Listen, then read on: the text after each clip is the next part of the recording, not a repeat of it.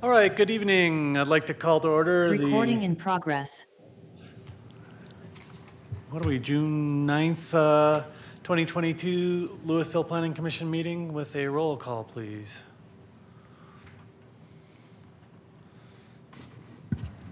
Pardon me. Chair Brown Eyes. Here. Vice Chair Hefner. Here. Commissioner Krantz. Here. Commissioner Osterman. Here. Commissioner Deal. Here. Commissioner Howe. Here. Commissioner Moline. Here. Thank you all very much. With that, then we'll... Recording stopped. Recording in progress. Excellent. We'll go ahead with a motion to approve the agenda. So moved. Second. Thank you all. All in favor? Aye. Aye. Opposed? Hearing none. We'll move with this evening's agenda. And then looking at approval of minutes for last month's meeting. Motion to approve. I move to approve the minutes from the April 14th meeting. Second. Thank you all. All in favor? Aye. Aye. Do we have any abstentions?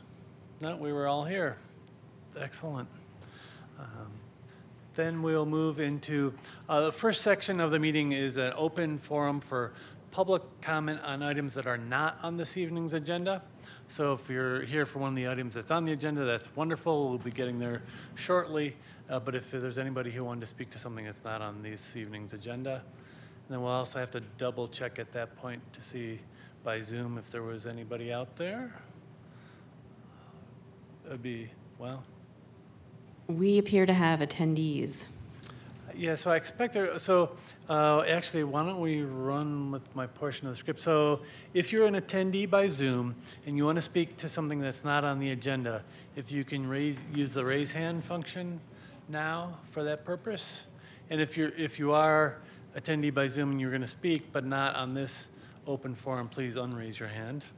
Alternately, if you're, do we have phone attendees? If you're participating by phone, you can use *9 on your phone.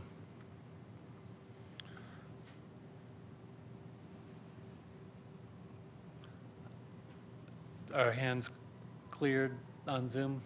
I am not seeing any hands raised. Okay, great. Thank you very much.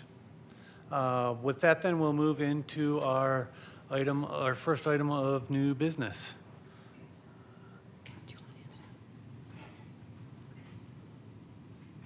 Good evening, commissioners. It's so nice to be back here in person. Lisa Ritchie, city staff, here tonight to present the first item on the agenda, an amendment to our recently adopted inclusionary housing ordinance to revise certain. Actually, why don't I run with my whole script part? I should have done that first, but that'll. I will now open the public hearing on a request for our amendment to the Louisville Municipal Code on inclusionary housing. The purpose of the hearing is to receive evidence regarding the application materials and provide a public forum for all interested parties who wish to comment on this request before the Planning Commission. The procedure for the public hearing will be as follows. First, there will be a presentation and testimony by city staff, followed by questions from the Planning Commission to staff.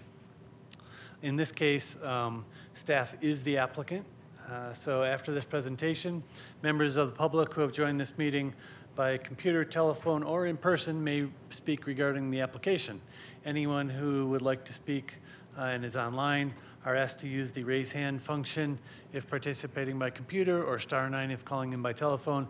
If you're here in person, we use comment cards. They're blank comment cards on the table outside of the entrance here, and that goes for all issues. If you want to speak, to please fill in a comment card, and that'll kind of hold your place in line. The purpose of the public comment is to receive public testimony, and it's not a forum for debate or dialogue. Commenters are encouraged to raise pertinent issues and may ask questions for clarity. However, these questions will not be directly answered during the public comment period. The applicant and staff will then be allowed to make a closing statement. I will then close the public hearing, and no further testimony or other evidence will be received unless the commission decides to reopen the hearing. The Planning Commission will discuss the matter and may approve with conditions, deny, or continue to a future meeting. Public hearings are recorded for the public record. All testimony must be presented after stating your full name and address. Do we have notification? The application was properly noticed per the municipal code. Excellent, thank you. With that, do we have any Planning Commission disclosures? All right. Great. Not sure, do I do something to get the presentation up on the screen? Or is, not sure, there we go. Looks like Dave's getting it. Okay. So tonight we're here to consider an amendment to the inclusionary housing requirements. In 2018, for a little bit of background, the city endorsed the Boulder County Regional Housing Partnership Regional Housing Strategy, which set forth a goal of a minimum of 12% housing that would be permanently affordable countywide by 2035. This would include a mix of new housing and preserving and acquiring existing housing stock. So to that end, in 2021, last summer, you might remember that the city adopted the first inclusionary housing ordinance, and that requires a minimum of 12% of all new housing be deed restricted as affordable. There are certain options through the fee in lieu. They can build on site, acquire, dedicate land in lieu of, and so there's some alternatives that is set forth in the ordinance that was adopted. Following Planning Commission review, but prior to City Council adoption of the ordinance, the State House passed through the General Assembly basically a bill that clarifies that the cities have the authority to regulate development or redevelopment in order to promote the construction of new affordable housing units. So we did get clarification through the state that we do have the ability legally to do things like this. However, it does go on to say that if affordable housing is required, certain actions must be taken to increase the overall number and density of housing units within the city or create incentives. So just noting that that we haven't gone so far as adopting incentives at this point within our ordinance. On August 24th, after the City Council adopted, the inclusionary housing requirement of 12%, phase 2 of their work plan was to consider incentives. And so we did a discussion direction with them in August that included incentive options that could increase the amount of affordable housing within the city. At that time, though, City Council directed staff to undergo a housing study, as well as further discussion through the comprehensive plan process on possible incentives and areas within the city that could support additional affordable housing. So following that direction, the city staff applied for and received funds from DOLA, Colorado Department of Local Affairs, for a grant to support a housing study in the amount of $60,000. We had planned to kick that off kind of beginning with the RFP in January. However, due to Marshall Fire, this work has been postponed. And so we are planning on beginning the housing study and the comprehensive plan process, hopefully late this year. And so before you tonight is a draft ordinance. City Council included the scope of this ordinance on their 2022 work plan. So this comes at the direction of City Council. It requires 30% inclusionary housing, so 30% affordable housing when a property is rezoned from a non-residential zone district to one that allows residential uses. As drafted, this would not apply to residential units developed in a zone district that allows housing through SRU, as well as it increases the fee in lieu to the amounts you see on the slide. This is the same formula, basically, the same methodology that we use to develop the fee for the 12%. We just translated that to the 30% for the development costs.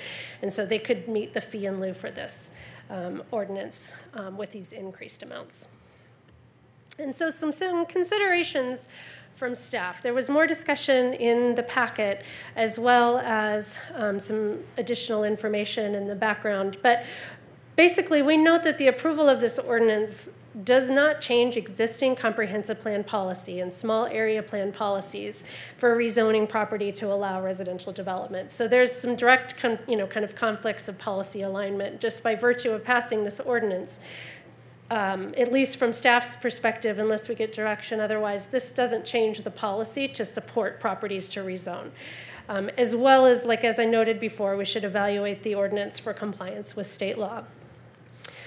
In order to really understand the financial impact of whether or not 30% affordable housing is feasible on a project or actually would result in additional housing, the city should undergo its own feasibility analysis. However, we anticipate doing some of that work as part of the housing study. Until that happens, though, I did find that the city and county of Denver did a feasibility analysis looking at pretty much these very questions, and it was published in September of 2021, so relatively recent.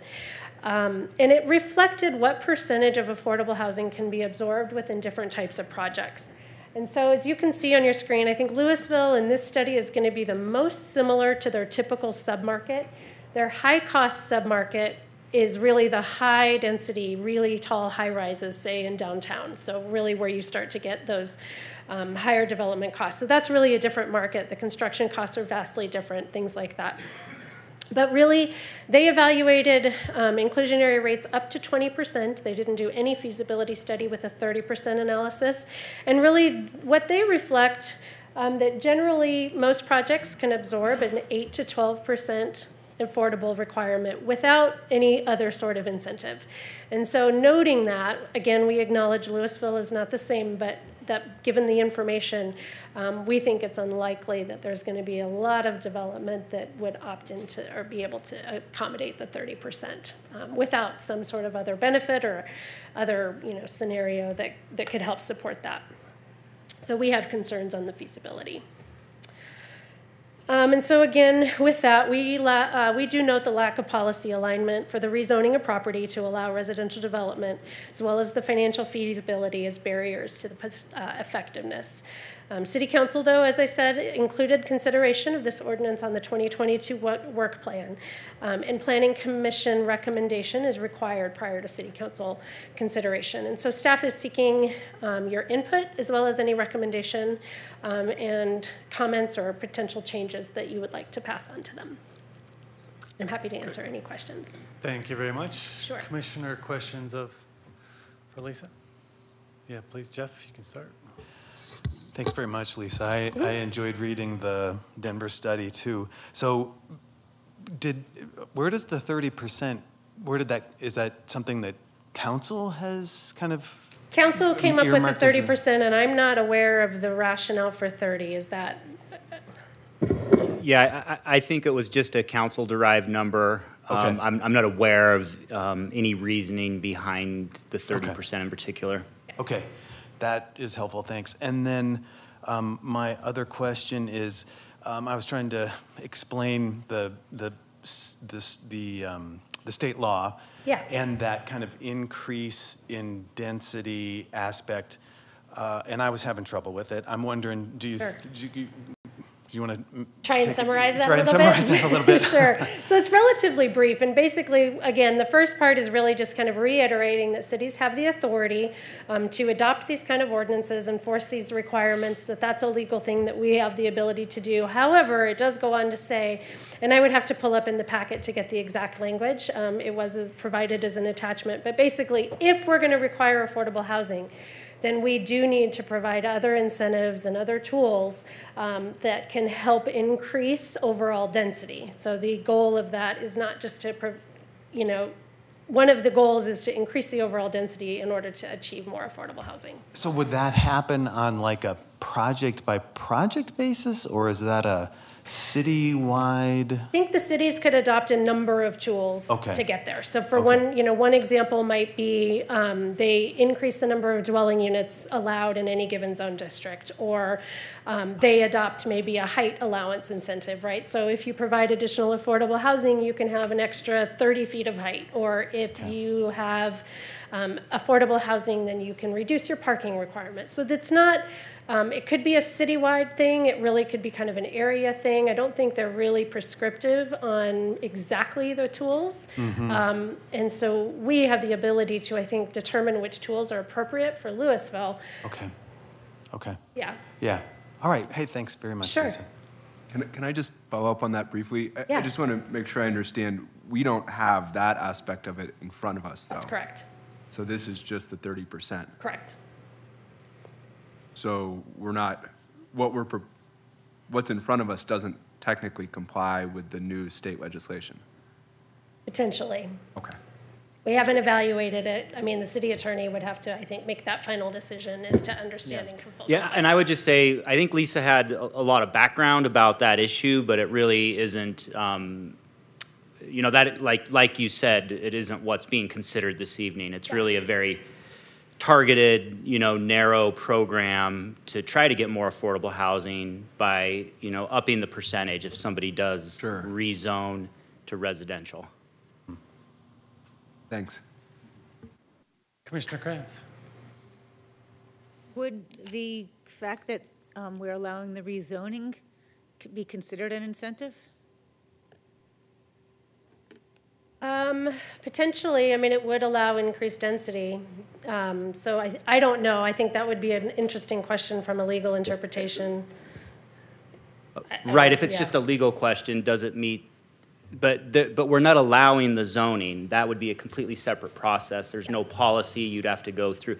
So I think if there was potentially a change in policy, or, you know, our properties that were designated for rezoning in some way, then perhaps, but like Lisa pointed out, we don't have policy alignment with that. And yeah, I mean, I think just by virtue of requiring more affordable, it doesn't necessarily translate to more density. It just translates to more affordable units, not necessarily additional units overall. Commissioner Deal. Thanks, Lisa. Just a point of clarification. I think this came up when we voted on the 12% last year. The fee in lieu, if a developer pays that, where do those funds go? Yep. And then what's some of the thoughts of how that would be utilized? Absolutely. So generally, I mean, as you know, we don't have an application that has been approved that is actually triggering funds. And so a little bit of this is undetermined at this time, but essentially, city would have the discretion to use those funds toward affordable housing projects. The city is actually in discussion right now with a number of other local jurisdictions, Boulder, Erie, Lafayette, some of our neighboring communities, to enter into a partnership on kind of management and oversight, since we don't have the ability to manage units, or we currently don't manage units here at the city. So we're talking with a lot of our neighboring jurisdictions right now on kind of the best way to structure this program, both internally as well as regional collaboration. Okay, and so there's no way that those funds could be used in the general fund? They're kind of put in a separate account and just left for some future affordable housing? Okay. Yeah. We have additional, Commissioner Osterman. Thanks.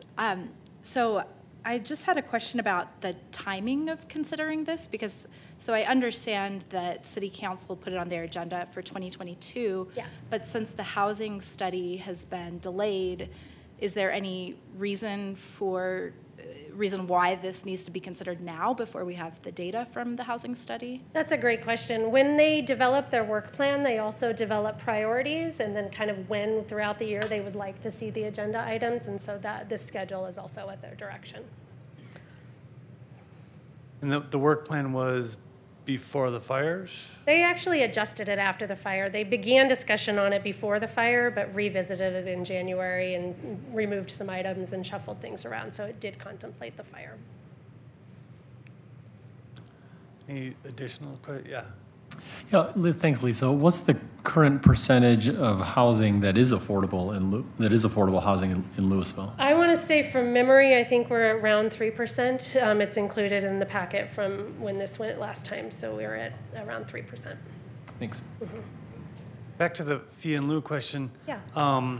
Especially given that we're kind of acutely aware recently of building costs. Those numbers are like an order of magnitude different on. That's a really good point. They were done before the benefit of understanding, you know, a lot of the work we've done understanding building costs before the fire, and they were done last summer. And as you know, building costs fluctuate, and they were also not done based on building costs, but value of sales and assessed values. So they didn't fact that one of the inputs wasn't actual cost of construction. So, yeah. Okay.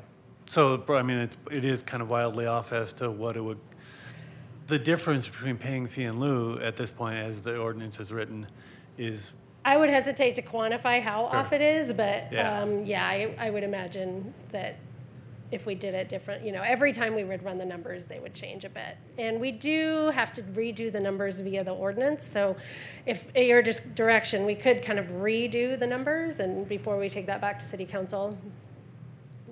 So it seems like what we're discussing, though, likely a lot of, if it came into question, that the fee in lieu would be perhaps a chosen path.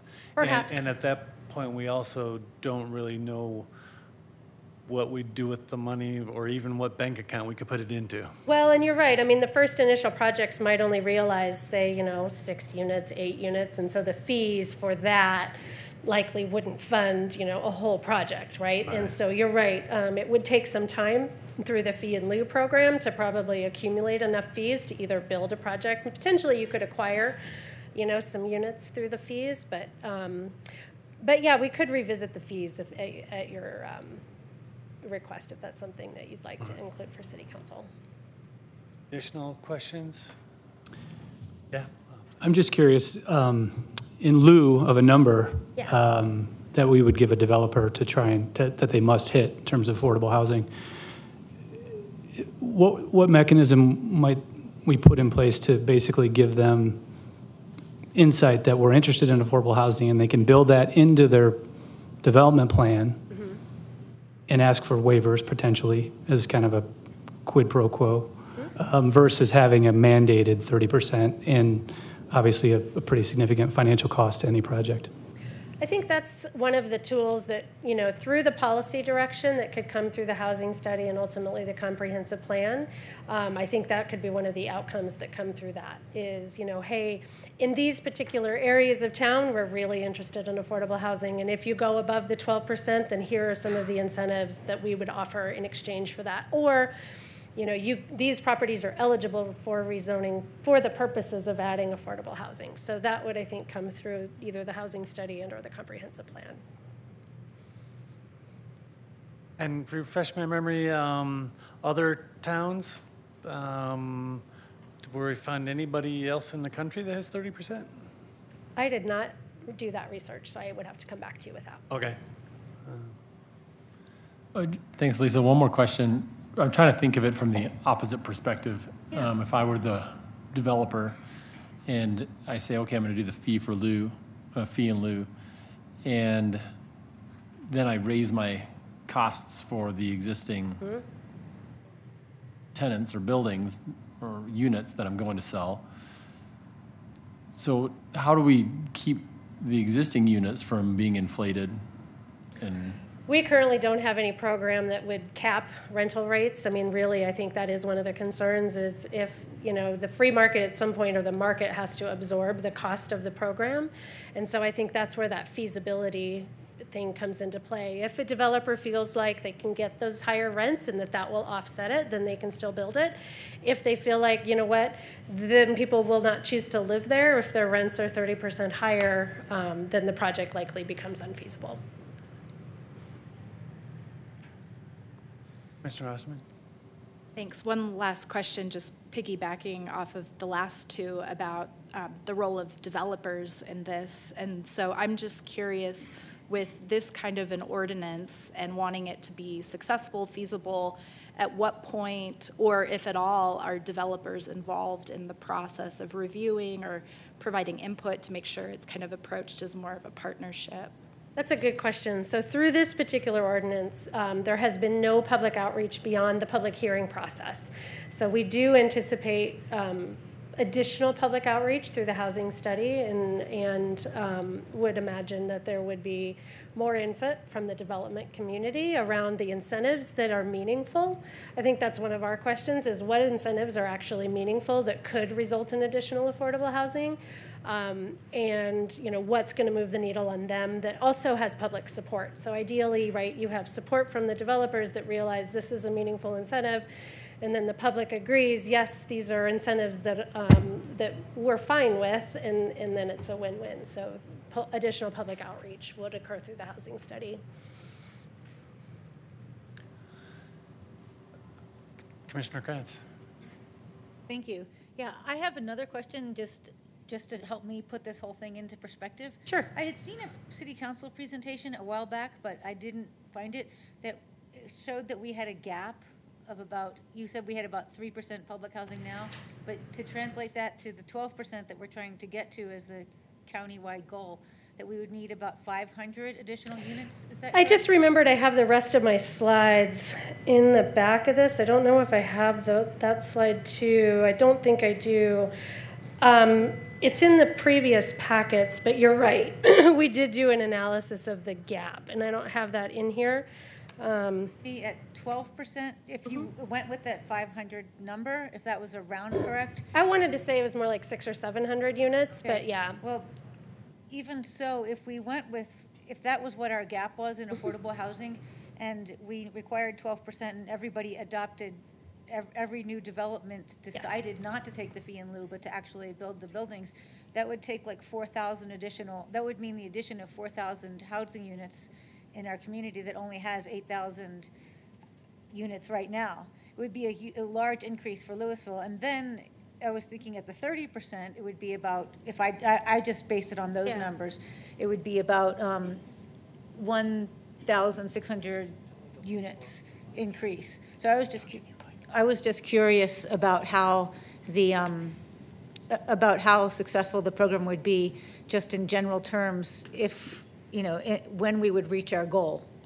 That's a good question. Go ahead. I would just add the housing strategy, when you read through it, it really recognizes this issue, that you're not going to achieve your goal countywide.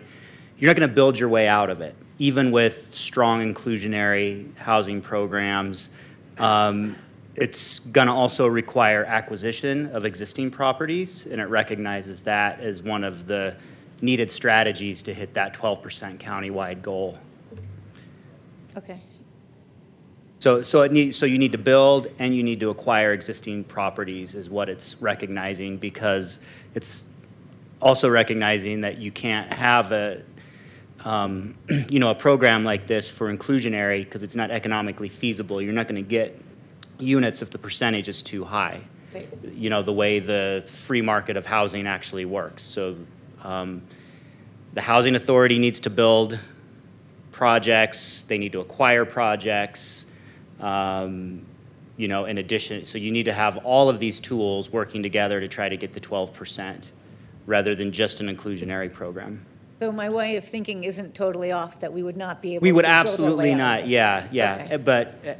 But also recognizing that if, you could do any percentage, but if you go to, what we're trying to point out is if you go too high, the projects become economically infeasible and nobody's going to do them. So we want to, there's kind of the sweet spot of what's the right number, but also, you have to partner in a way on some of this, because a lot of this is done through private development and through incentives.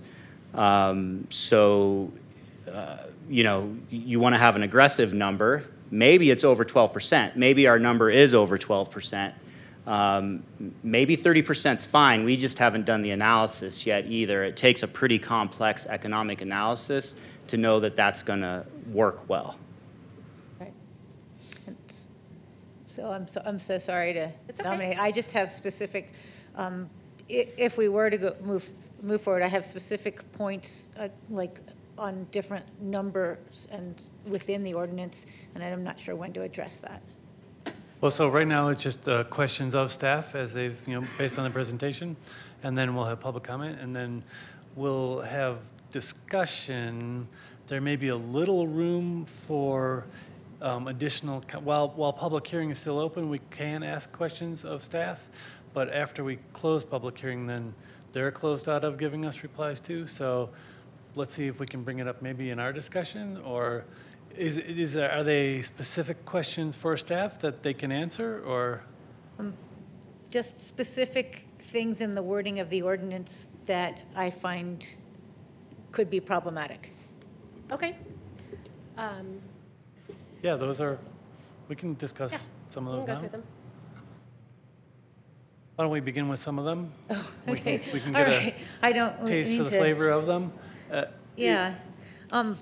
Like, for example, on page 1 where we reference where the city is referencing the comprehensive plan policies, I think it might be really important to add another comprehensive plan policy, F14, that requires us to, or just it gives the policy that we should do a fiscal analysis when we do a rezoning, and I think it's really relevant to this because this is specifically about rezoning. Okay. And so I thought that should be added to the list of comprehensive plan policies. Okay.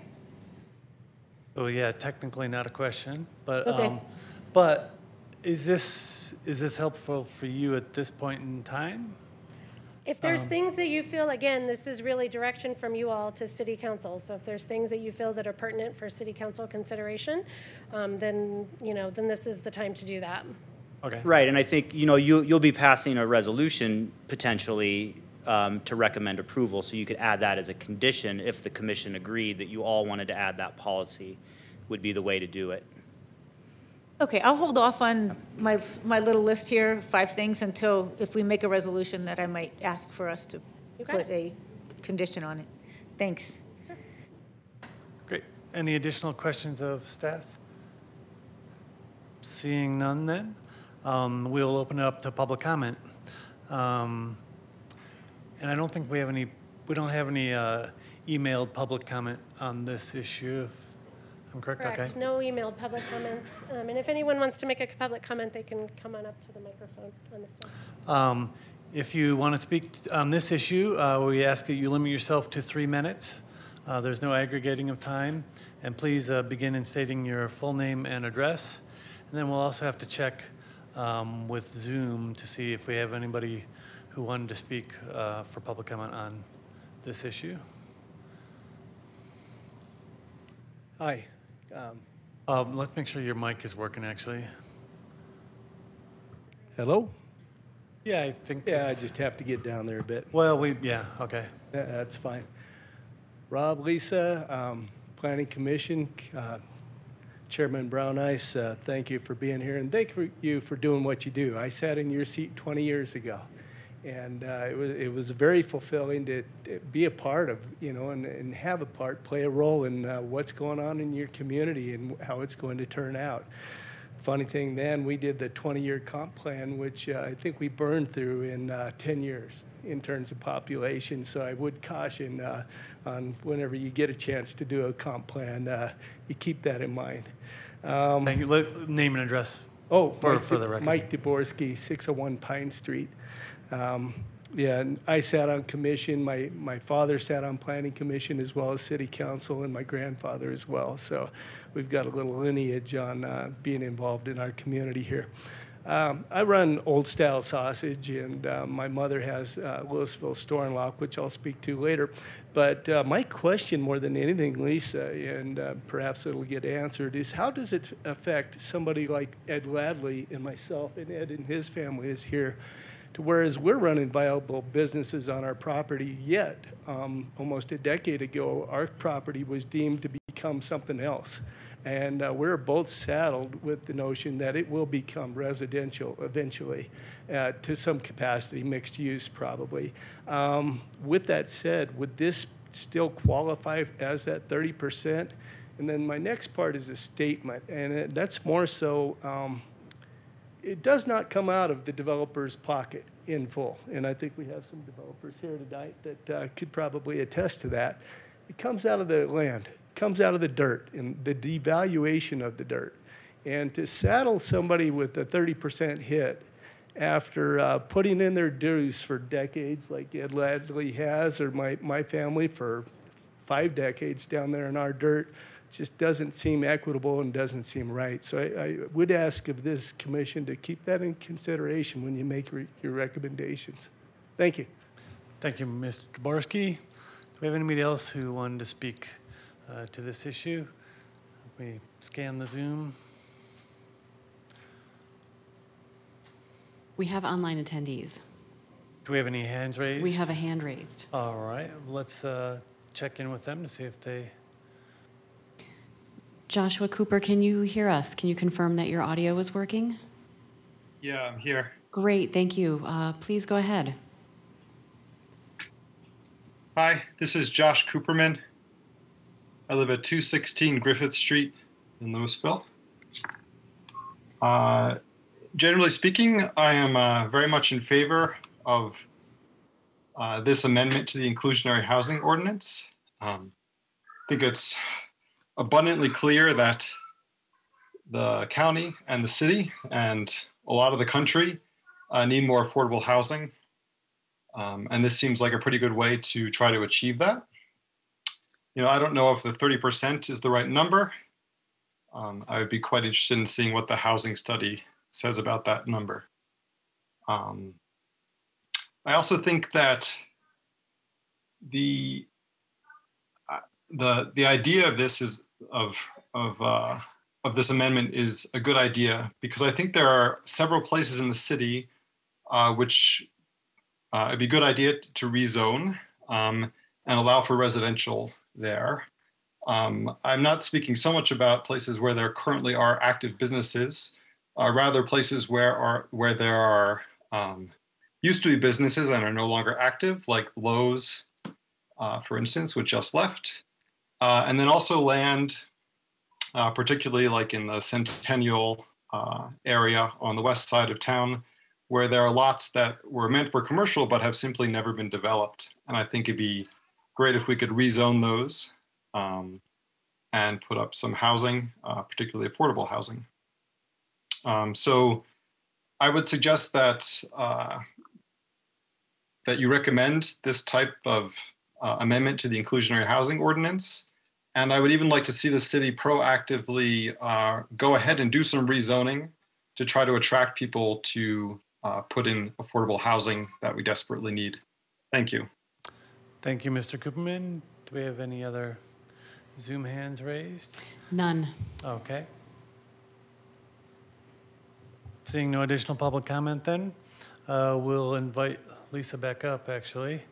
And then I think at this point I would like to go ahead with Commissioner Krantz's discussion points after we give you a chance to, if there was any issues that came up during public comment you wanted to discuss as to how some of those might play out.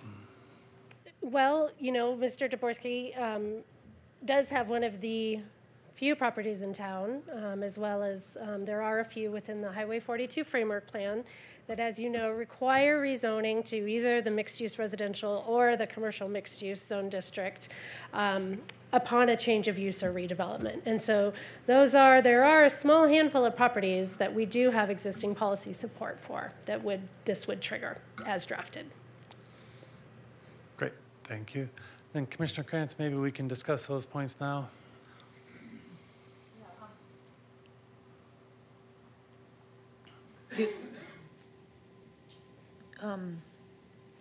I'll just run through the few that I have, and then we can decide if you want to talk about it, if any of them are worth talking in more detail. But on 17.7605004B1, about how we would inflate the linkage fee or the fee in lieu, it says it would be at the city, it doesn't have any specificity. It says it would be done by the city manager, but I would suggest that maybe we do something like periodically for inflation so that it's automatically increased by a specific amount. We've talked about that. Director, do you remember why we left it in that the fee has to be adjusted via ordinance and not at staff discretion with an inflator? Oh, I don't remember, but doesn't, what's the section again? Can you reference that, please? sure. 17.7605004B1. Yeah, I don't remember why, why we would have required it to go back through by ordinance, other than that, then there is public participation guaranteed to make sure that it's consistent. I'm so sorry. It didn't require it by ordinance. It just says the city manager shall periodically recalculate. So thank you. So the last sentence, I think, does give staff the discretion to update it. Okay. If I understand correctly. And I don't know why we didn't do an automatic inflator, other than, housing prices can fluctuate up and down. This gives us based on the methodology we use, we actually go to the county assessor, I believe, and look at assessed values. So as assessed value goes up or potentially assessed value goes down, we're able to take that, because that's based on sales. And so the methodology isn't based on new construction, actually. It's based on an assumed sale price of a house and making up the difference of the cost of a house. If you were to buy a house at full price and put a deed restriction on it and then resell it, you know, with the deed restriction, theoretically it makes up that difference in cost. So if the city bought a house, you know, for $500,000 and put a restriction on it, you know, you could use that money to pay for the difference when you sell it off deed restricted, for example, right? So philosophically, that's how it's supposed to work. An automatic inflator wouldn't potentially account for large inflections, you know, inflections up or down in the actual sale price of housing in our market. And we base it off of Boulder County. We don't have Louisville specific data, so we take Boulder County averages. Did I answer your question? Sure, yeah. Thank you. Well, you want to restate your question? I'm sorry if I didn't answer it. Oh, no, it sounds like it's something that has already been discussed that I'm bringing up. So it sounds like it has already been thought through. Well, it may not be the right methodology, but But- I'm just trying to describe the methodology and a little bit of the theory. Yeah, I was behind just it and how afraid it that works. the language didn't include enough specificity so that it would be, so that the ordinance would remain effective in the years going forward. And then my only other one was about the 30-year expiration. I was feeling that might be State unnecessary. the number. Sure, it's 17.76.060, number 5, A and B. 060, let's see.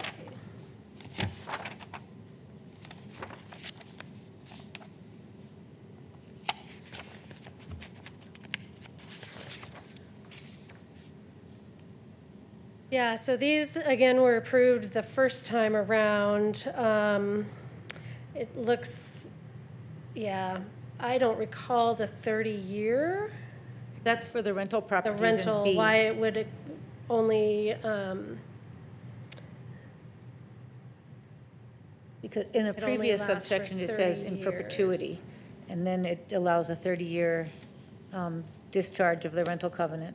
But in the previous section in number 4, it says the covenant shall be perpetual. So I guess I could make that a question rather than okay, saying we it can needs to take a look change. at that and just make sure that there's no conflict within the drafting of the ordinance?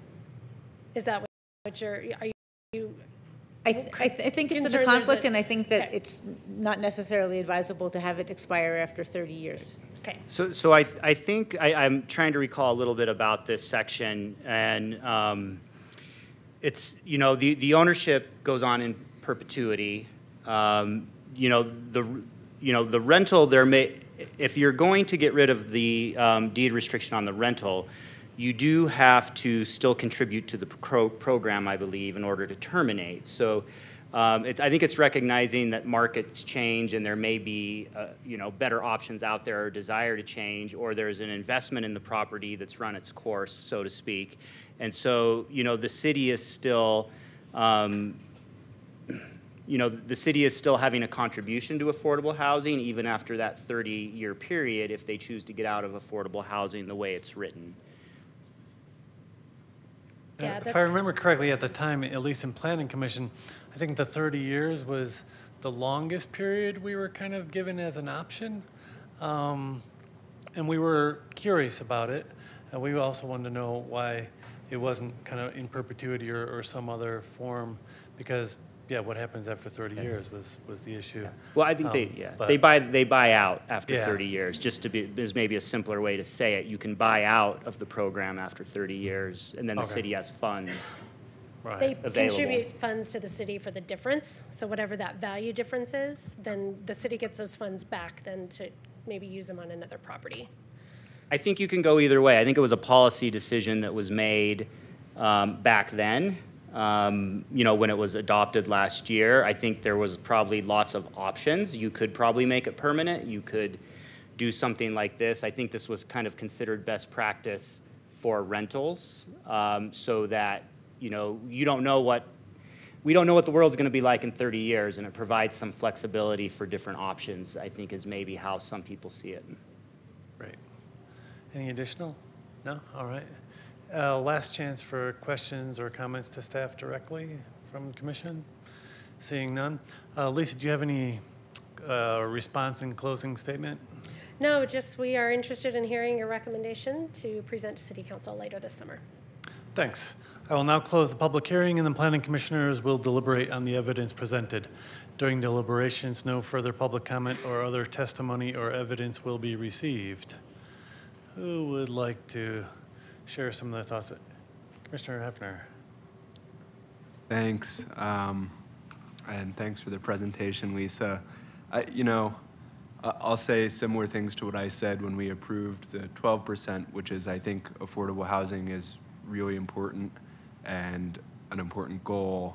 I'm not sure this is the policy that's going to get us there. I think in particular going up to 30% in light of the Denver numbers we saw seems pretty high. I would be curious to see what the results of our housing study are, and maybe they come out very differently. I also agree with some of the comments we heard, though, about who's going to pay for that 30%, right? And if I had to guess, it's going to be the existing landowners and the people buying the market rate units, and probably to a much lesser extent, developers and their investors. So I do think we need to think about the incidence of whether it's the actual 30% of units or the fee in lieu, who's paying for that, and does that really make sense?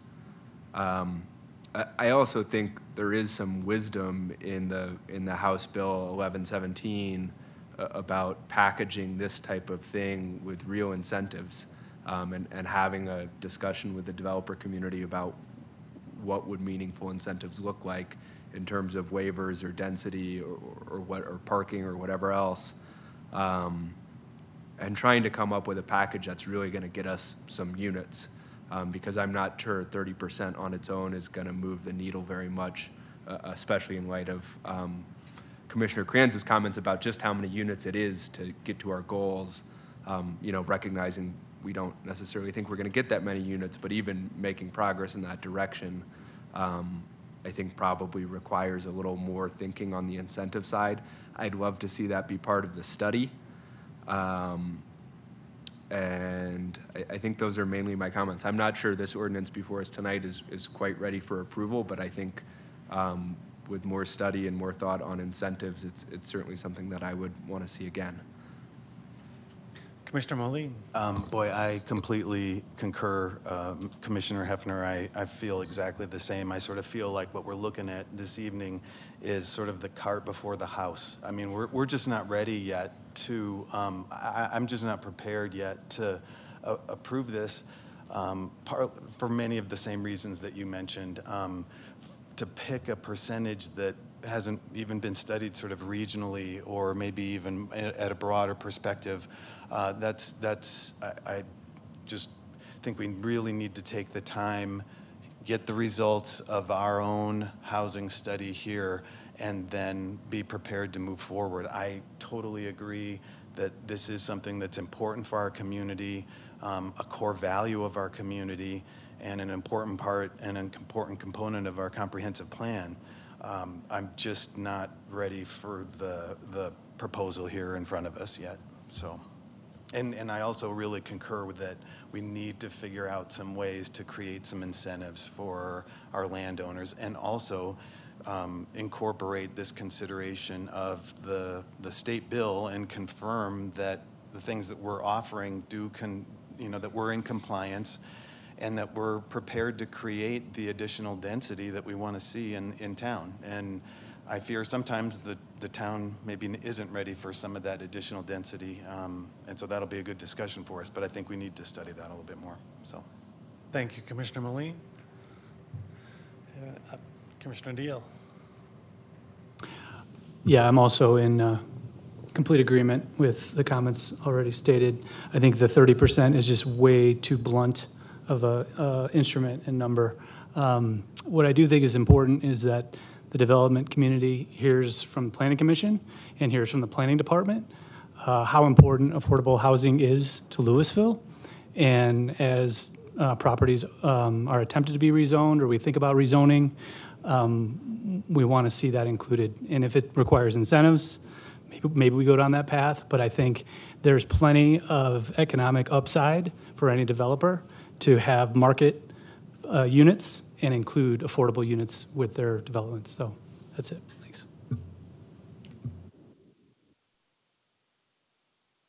Commissioner Krantz? Yeah, I feel like we might be, that this is more of a crisis issue with the amount of unemployment that we have. I mean, not employment, but the fact that we can't get a place for people to live who work in Louisville.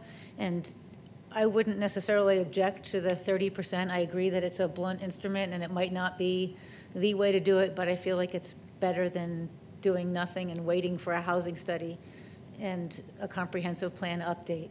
I think that we could find ways to improve this so that it's feasible and can be amended in the future.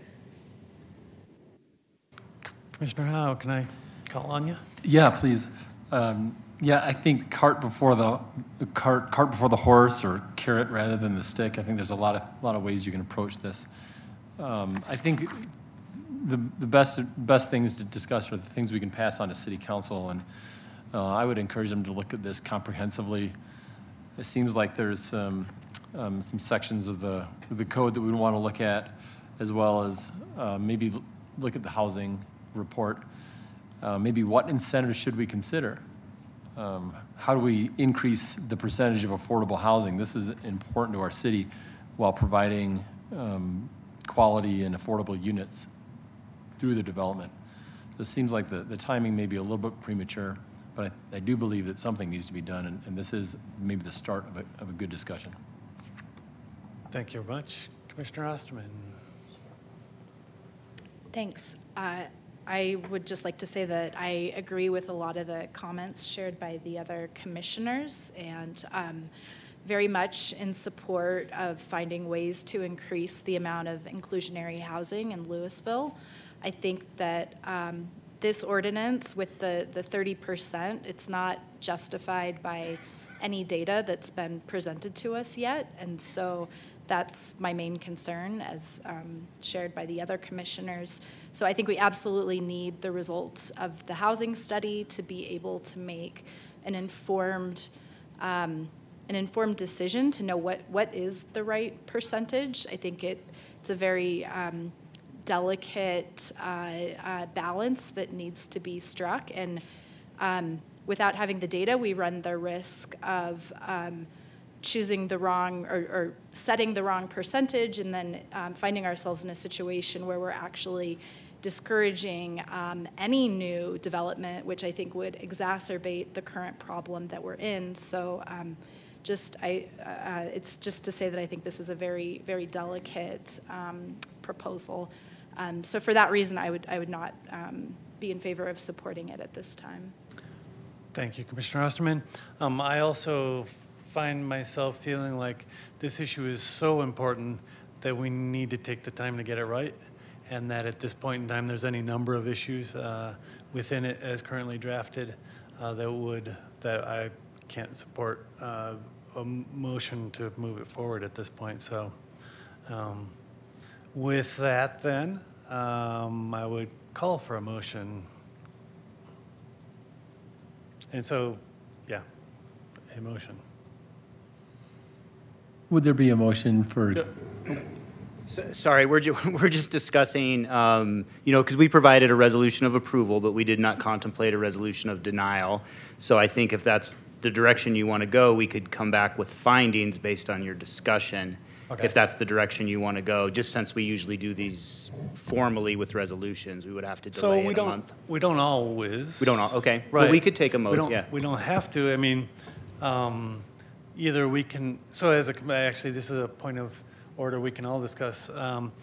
We could have a motion to deny, and we could let the minutes speak for what we've discussed at this point in time. And it's some of the bigger issues is when we come up with this more formal back and forth and you kind of write it out for us. I think it's at your discretion if you want us to try and capture and then you review the language that you want to present to City Council, or if you feel like collectively your minutes reflect, you know, kind of the whole discussion. We could bring it back to you. I know there's discussion of potentially a special meeting, you know, coming up here, so we could bring it back to you as early as that date. Do we have the alternate option to vote to approve it and then just put it to a vote and see where we end up? Right, so we can do that, or we can have a motion to deny.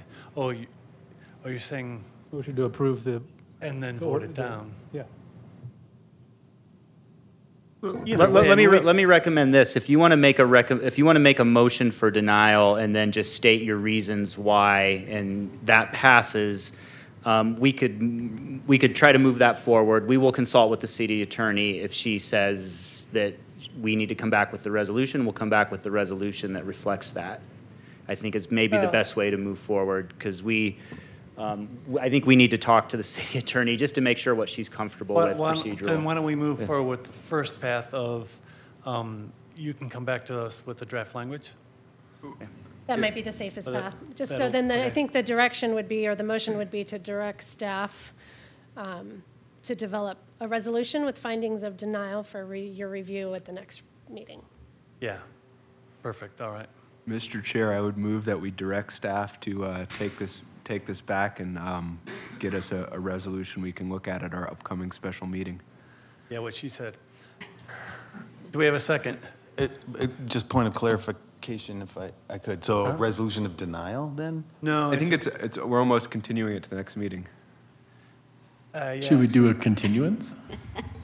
Well, it's not technically a continuance. If I recall, we've done this a few times before, so I think that the vote, you would actually make a motion and you would take a vote on this particular action, and then we would bring that back, but it's not a public hearing then to consider the resolution at the next meeting. It's just, it's an item, but the public hearing is closed and you'd be taking action on the resolution before you that night.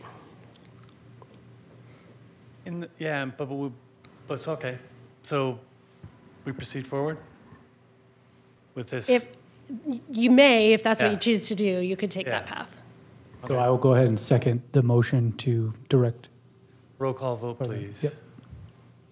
Can we clarify the motion? We're directing staff to bring us a resolution at our next meeting.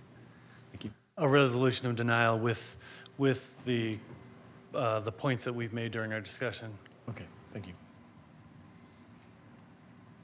Roll call vote, please. Certainly. Chair Brown Eyes. Yes.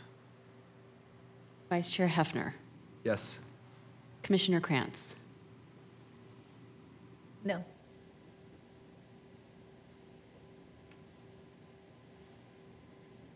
Commissioner Osterman. Yes. Commissioner Deal. Yes. Commissioner Howe. Yes. And Commissioner Moline. Yes. The motion carries. We will look forward to that language in advance of the meeting. Will that be? We'll include it in your packet for the next meeting with a summary of the meeting and hopefully the meeting minutes, if not a link to the video and the resolution, and then you can direct any changes during the meeting to that the findings. Thank you. Yeah. All right. Right now, we're going to take a 6-minute break. We'll reconvene at 7:35 for our next item on the agenda.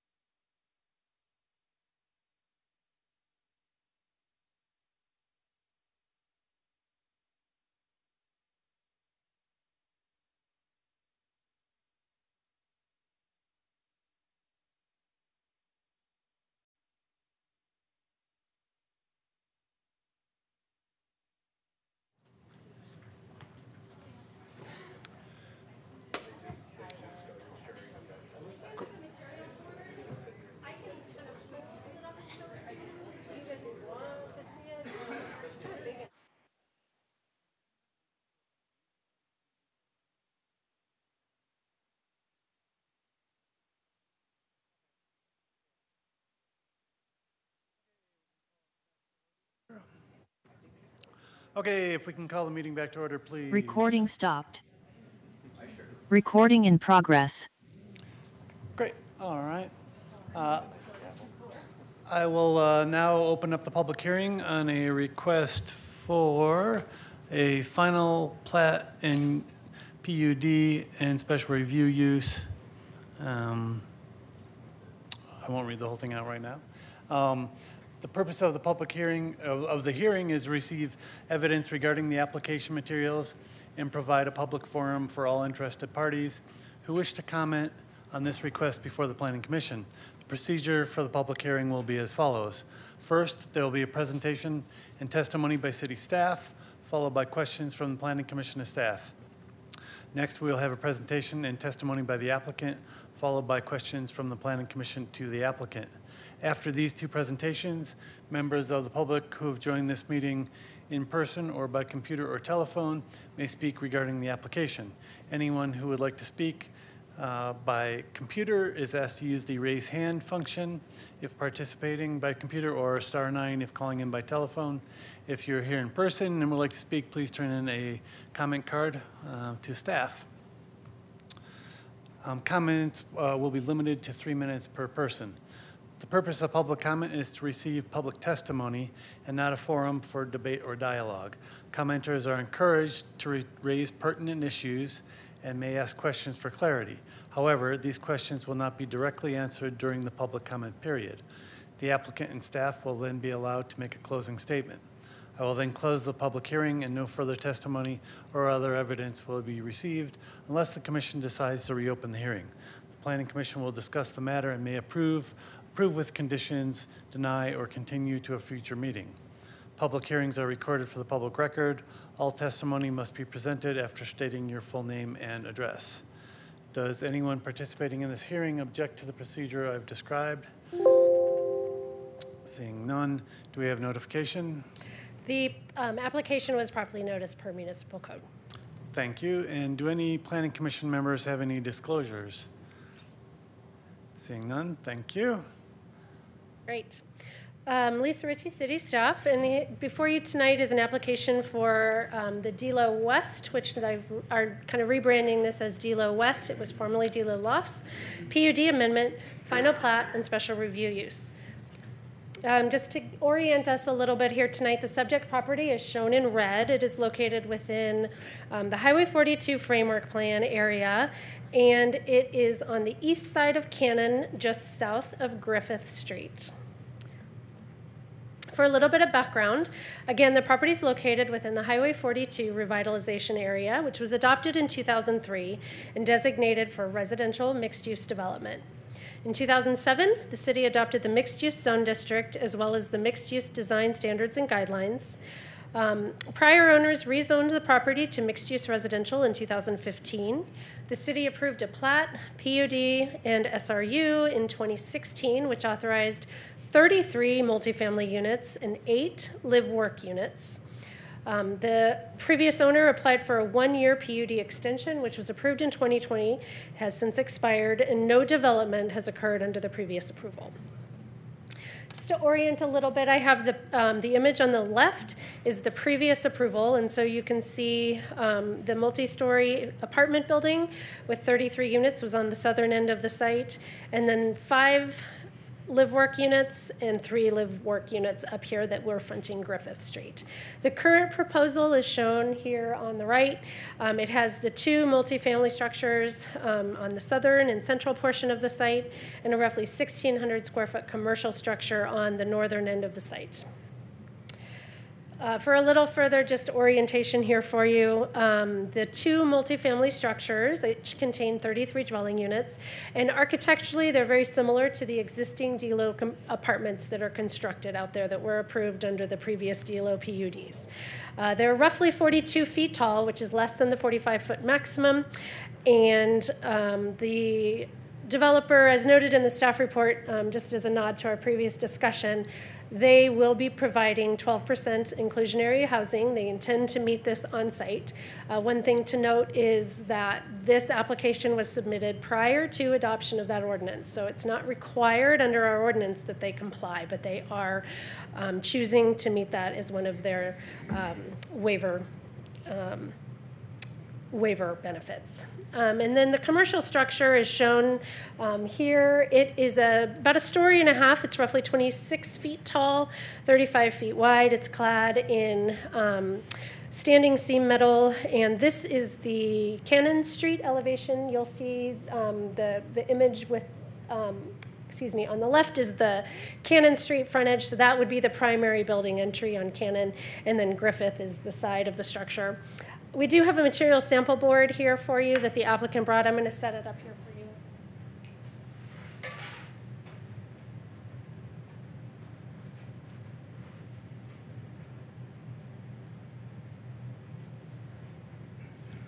And again, architecturally, these are very similar to the DLO apartment buildings that were previously constructed.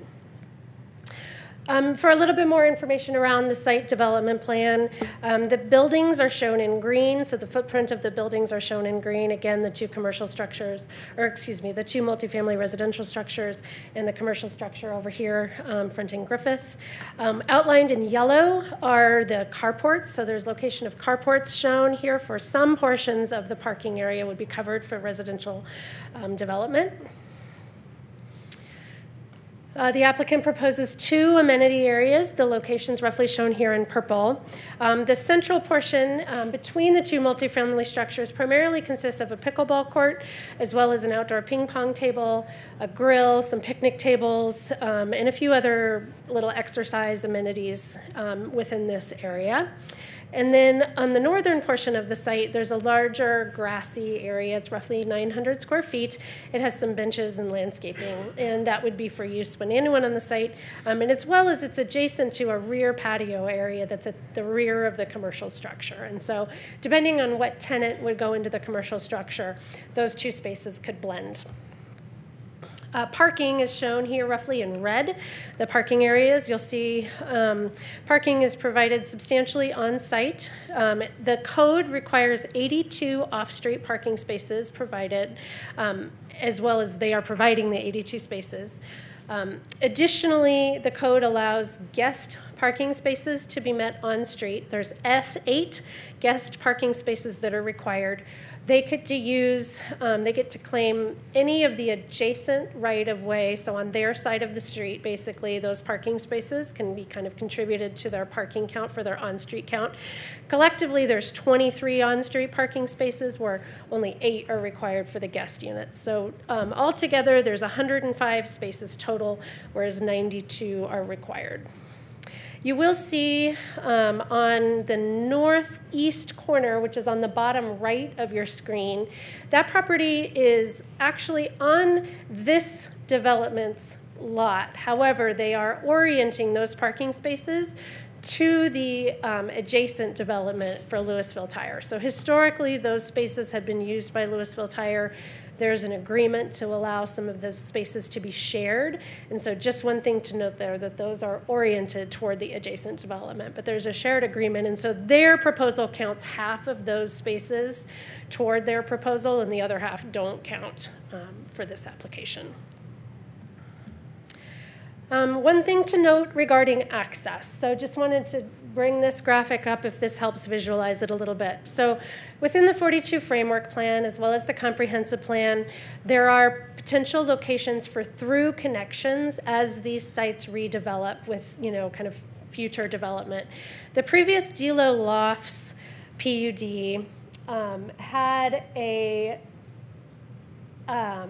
their drive aisle was a little bit further south. The DLO Lofts plat included the property to the east here that is not shown. Basically, the large industrial building, that property was also included in their plat. And the area outlined in yellow on the image there is essentially an access easement. So that's what we call Outlot 1.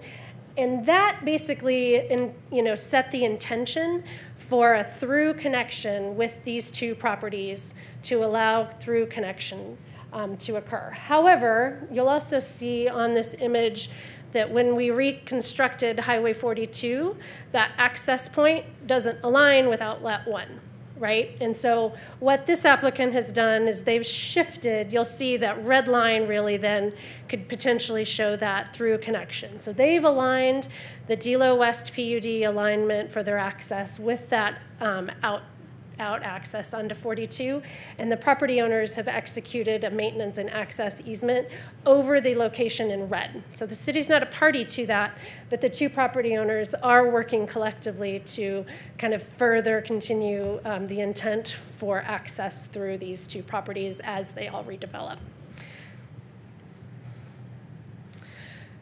So as we noted before in the staff report, there are 5 waiver requests associated with this application. The primary one that we'll talk about the most is related to density. And so the mixed-use residential code allows a maximum of 20 dwelling units per acre. This application proposes 29.5 dwelling units per acre. The rationale for support of this waiver request comes from a number of policies that we reviewed. So the Highway 42 Framework Plan, which again is the framework that set forth kind of the intention for the redevelopment of this whole area, contemplated densities upwards of 30 dwelling units per acre with predominantly multi-story, multifamily residential development in order to support downtown Louisville and any retail or commercial development within the mixed-use area. The comprehensive plan is a little bit less, so the comprehensive plan allows up to 25 dwelling units per acre for this framework area. So what staff looked at, though, was collectively the densities for the redevelopment that have occurred thus far. And so when you look at DELO, we call these DELOs Phase 1, 1A, and 2. There were some PUDs that authorized construction of the recently constructed residential development. That authorized 190 units, which was 54 units short of what they could have developed. So they were under the maximum density allowed. However, so what we did was we looked at, if you included the area in red kind of within this, if this had all come through at one time, for example, what would this density be? So if Delo West PUD is included within this area, the overall density would be less than the 20 DUs per acre. So I think if this development application has 22 more units than what's allowed, but the previous had 54 less. So you're at 32 units collectively. If you view these together, then you're 32 units less than the maximum density. As well, this is something that we could track over time. So if Planning Commission is supportive of this rationale, to allow these densities to kind of shift lot by lot, but collectively, we ensure that, collectively we're not exceeding these maximums, either policy or in the code. That's something that we could track over time. The second waiver request is for the commercial structure. The code requires 2 stories for the commercial structures. They're proposing 1.5. The rationale for this, again, just notes a few things here. The base code for this zone district requires a minimum of 2 stories and 35-foot tall commercial structures. However, in residential transition areas, they require that structures across the street from residentially zoned properties be no taller than 35 feet. And so we find that the reduction in height will help support architectural transition. There's an existing single-story residential unit across the street on Griffith, and so we're supportive of this reduction in height for architectural compatibility. The third waiver request is related to street frontage, and so for where structures are required to be. So the code requires 70% of the frontage be filled with structures. In this case, the applicant proposes 56% along Cannon and 41% along Griffith. So in place of structures, the applicant proposes the grass plaza area along Griffith Street and the pickleball court and other amenities along Cannon. And so when you include those amenity areas, the frontages are roughly 69% and 72%. And so we find that it meets the intent of the code to reduce the visibility of parking by allowing the amenity areas in place of the structures.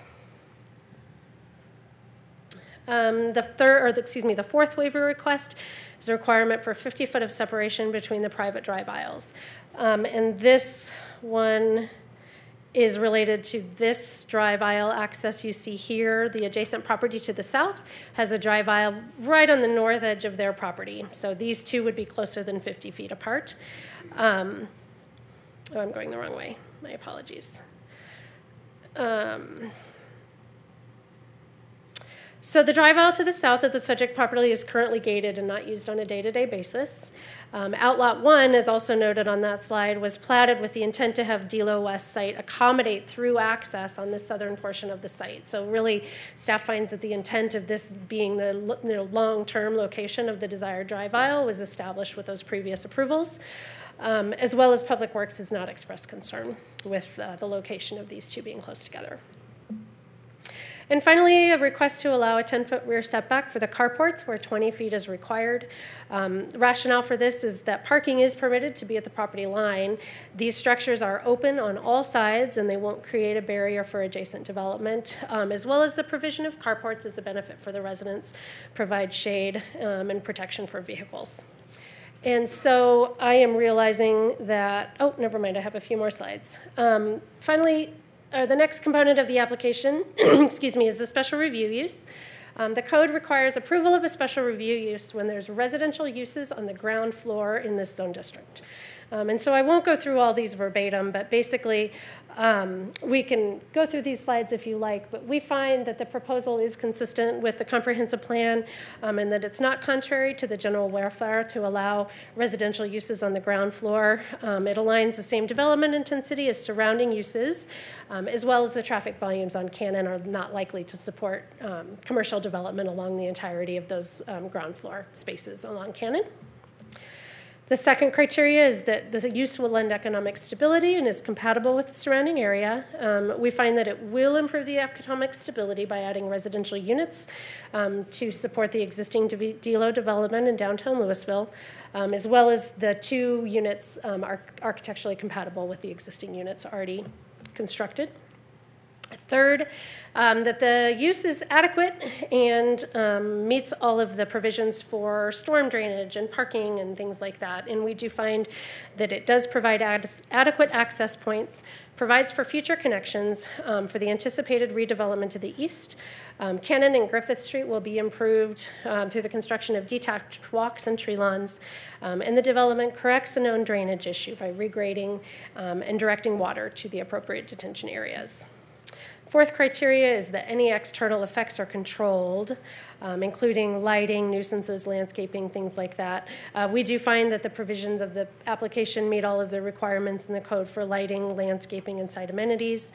We have some conditions related to exterior hours of operation and amplified music to reasonable times to limit any of the potential negative effects associated with some of the uses on the site, as well as it improves the condition of the current condition of the property, which is in disrepair.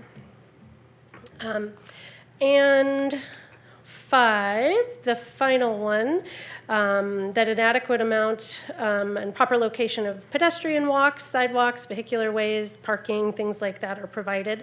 The development does include adequate and proper location of walks and landscaped areas to improve circulation, and there's adequate capacity in the surrounding road networks to accommodate the use. Finally, before you tonight is a plat, and this plat is relatively simple. It proposes to consolidate lots 1 through 9 and tracts A, B, and C into one lot. City Council will also consider easement vacations to align previous easement locations with new easement locations that more align with this development. And we find that the application complies with all standards in Title 16, excuse me. And this is where I'm realizing, with all of the commotion at the end, I forgot to do my last 2 slides, so my apologies. I would have a slide at this point that says, we are recommending approval of this application, Resolution 9, 2022, with 2 conditions. And I have the conditions noted on this slide. Basically, we 2 recommended conditions related to the amenity areas. The first, the application proposes kind of unfinished chain link, so just plain metal chain link fence around the pickleball court.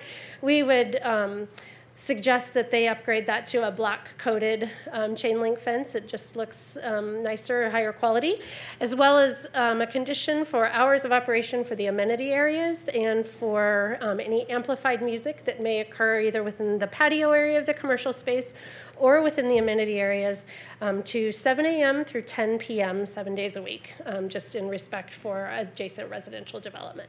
And I'm happy to answer any questions you may have. The applicant has a presentation and is here for questions as well. Thank you, Lisa. Commissioner, questions of staff? Commissioner Deal. Thanks, Lisa.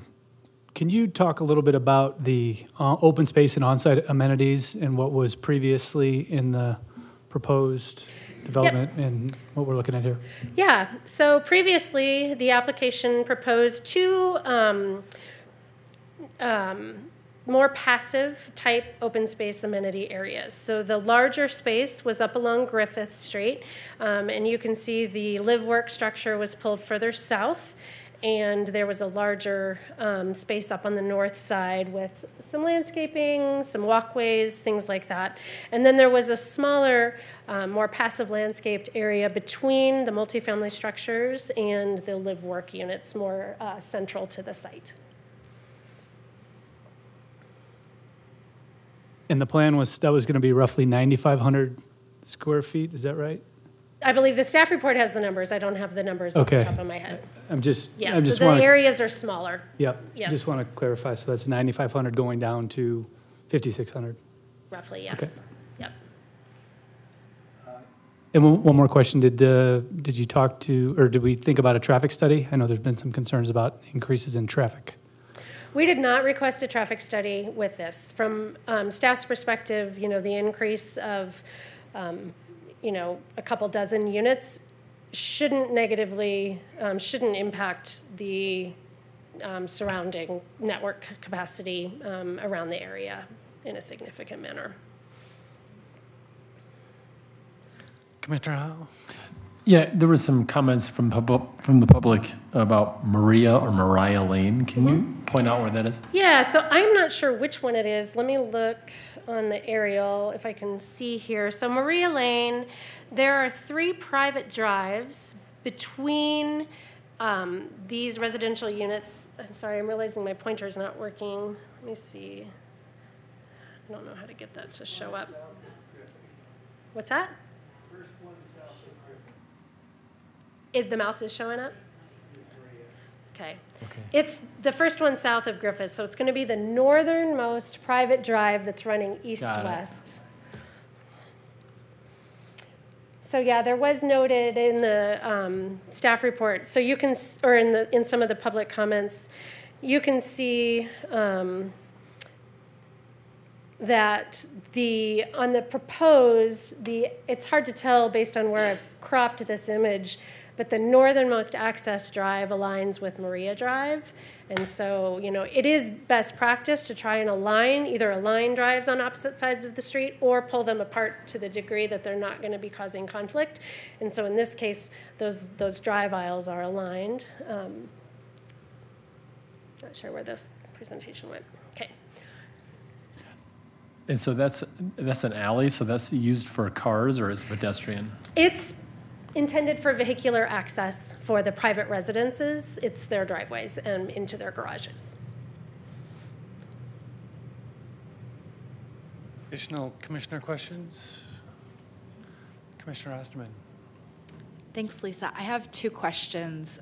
So the first one is about the access road that would connect Canyon to 42. Okay. Is that,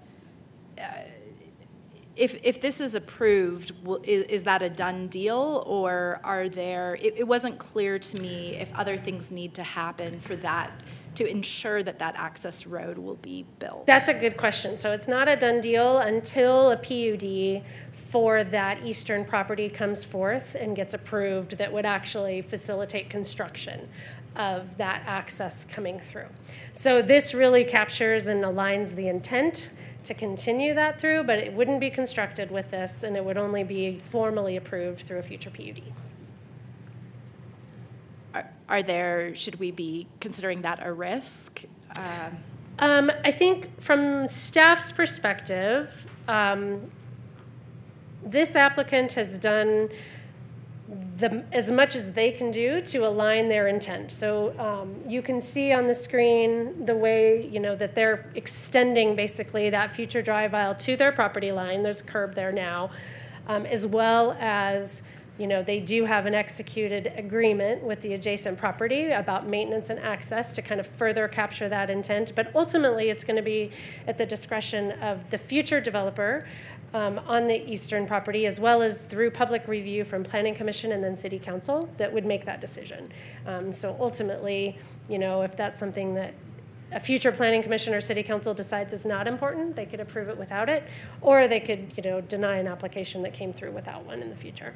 But it is embedded in policy to allow a connection through.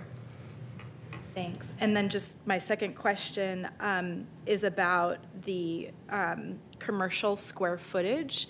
And I may have missed it, but I was just wondering, in the original plan, the live-work units, approximately how much square footage of commercial would that have accounted for? That's a good question. I don't know that off the top of my head. I can look that up while the applicant is presenting and follow up. Thanks. I have a question regarding the amenity spaces and the sound limitations. 10 o'clock strikes me as awfully late. Where did we come up with those numbers? Certainly up for any discussion. And again, that's a 7-day-a-week one, so I think from my perspective, just trying to strike a balance between, maybe when someone would want to use the pickleball courts. I do want to note that the lighting plan, the photometric plan around the pickleball courts, those lights are dim. They're not like recreational lights that are going to come on and light these up to a bright degree for after dark. So I can't imagine that they're going to be used that often after dark, but again, this is certainly something that's at your discretion if you want to adjust these hours. And then also on those amenity spaces and this kind of public-private approach to it all, so anybody can come use those? They are privately owned and they are privately maintained, and so it would be at the owner's discretion if they are allowed for use by the public. There would be no agreement for allowed, say, city to use them. The code allows them to be privately used. It doesn't require them to be publicly accessible. Great. Any additional questions, Commissioner? Just a couple questions. The first one is, can you remind all of us the difference between the comprehensive plan, the Highway 42 plan, and the municipal code, and sort of how do they all fit together, and what do the different density requirements mean for us? Yeah, that's a good question. So the comprehensive plan and the framework plan are advisory. And so the framework plan was adopted in 2003 prior to any redevelopment on the site, when we began to understand the potential for the commuter rail and for that to be the commuter rail location for downtown Louisville. And so really that framework plan was developed with the goal of accommodating transit-oriented development. And really, so it sets forth policies and goals. It's not regulatory, it's simply advisory. The comprehensive plan, as you know, we update probably every 10 years or so, and same thing. It is advisory, not regulatory. However, our PUDs have criteria that refer back to the comprehensive plan. And so those two plans are in alignment for the most part. The comprehensive plan refers back to the framework plan for most instances. However, it does differ in a few spots, and one is the recommendation for allowed densities. So the framework plan does contemplate the densities of upwards of 30 dwelling units an acre. I think elsewhere in the plan it says 15 to 30 dwelling units an acre. The comprehensive plan, though, for this particular area allows densities up to 25 dwelling units an acre. Now we contrast that with the municipal code. So the municipal code is regulatory. Those are the standards for which this application is subject to. And so that is the bar that we're looking at, and that's what triggers the waiver request for density, because it does exceed the maximum of 20 in the code. Perfect, thank you.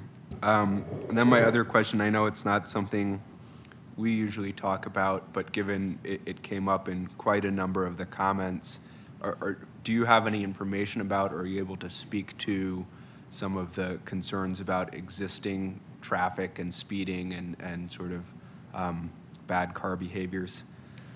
I'm not a resident in the area, and I have been in there a handful of times, but I don't frequent it on a day-by-day basis. And so I would say it's not an area that we hear from on a regular basis that I'm aware of prior to this application or out of the context of this application, that there's, known concerns.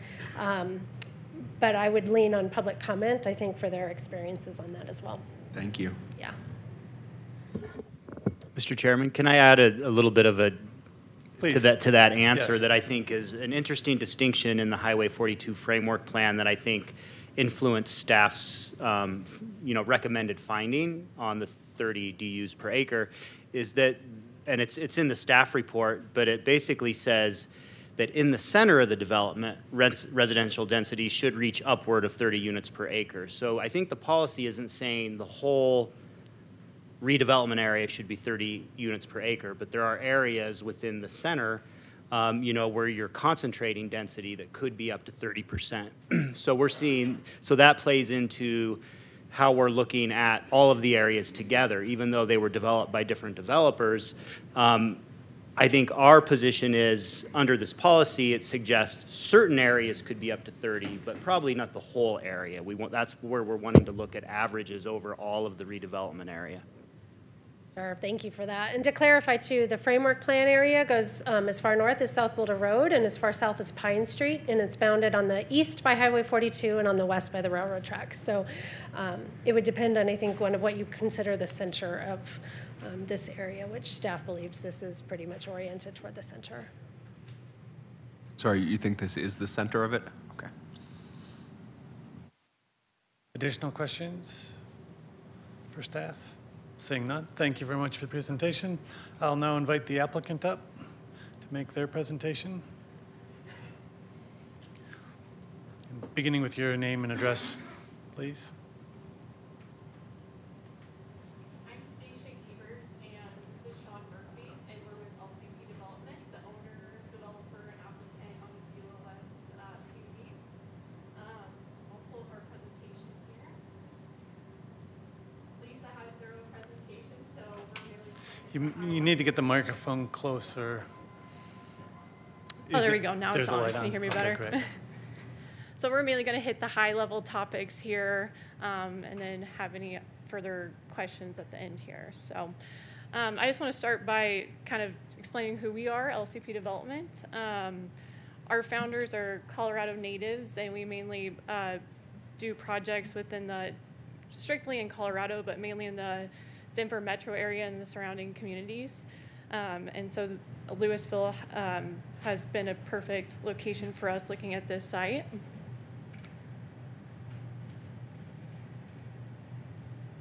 Sort of the slideshow here.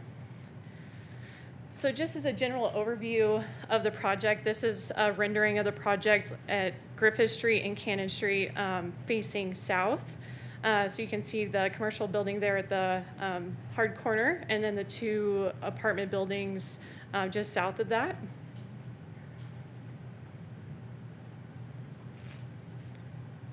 Just as a little history on the project, and Lisa has touched on this as well. But when we acquired the property last year, the original deal loft PUD was in place. After kind of discussions with city staff and internally, we realized that the live work units were probably not a viable option for us and for this site.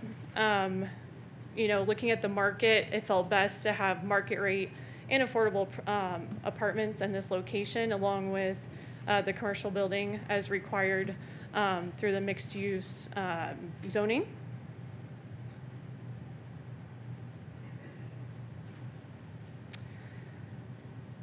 And so the DLOS PUD mirrors the style, density, and quality of the four existing DLO apartment buildings that are directly to the south of this project. I guess a little bit further south, there's the Dvorsky properties in between us there. But that project, if you separate those apartment buildings compared to what was submitted with their PUD approval. Has the exact style, density, and quality of those apartments by themselves. So they're also at that 29, just over 29 units per acre. And so we're basically mimicking that going north on our site. And also, as further noted, those apartments have had a big success there. They've been, since they've leased up, they've been 90% occupied, up to 100% at any given time, which has shown to be, that's what the market wants in this area. So a little bit further on our goals as we're developing any project, but also, of course, Delo West here. We always want to deliver high quality apartments. And we always focus on on-site amenities for the residents. The design buildings are consistent with the existing characteristics of the surrounding area. And the design is appropriate scale and density in the heart of Louisville's mixed-use district. And we want to provide meaningful and usable commercial space oriented towards neighborhood uses. So we've touched on this already a little bit, but you know, when we submitted, we weren't required to enter into an affordable agreement, but we know this is important for Denver Metro, Louisville, kind of Colorado communities in general. So we're entering a affordable housing agreement with the city of Louisville. And we'll be offering 12% of the units to be affordable. So 6% of those will be at 80% AMI, and another 6% will be at 60% AMI. Let's see. Just to talk about our site plan a little bit further, I know there's a little commentary on our site amenities.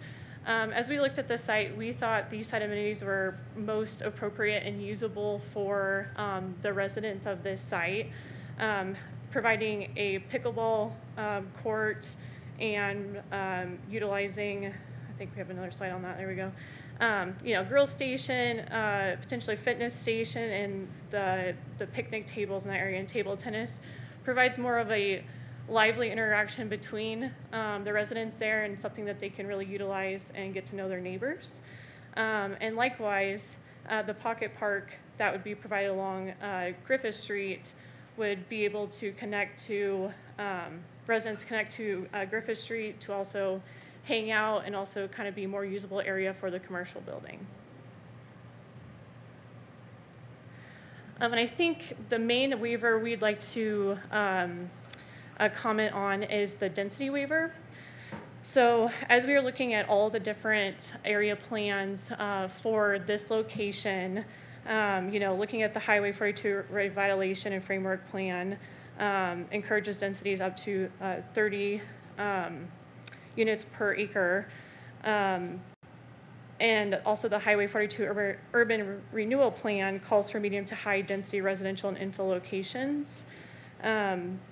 You know, we feel strongly that this area is kind of the center of all of this, and that we would be looking for that higher density. So we think this density meets that we're proposing is the most appropriate for this site.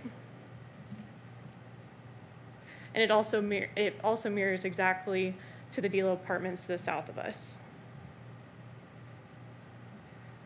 Is there anything else you would like to touch on? Sure. I think obviously density is a large concern, understandably, in consideration in its relation to what the zoning code prescribes for this area. One of the things that it doesn't necessarily consider is what type of units those are, from a bedroom count nor from a size.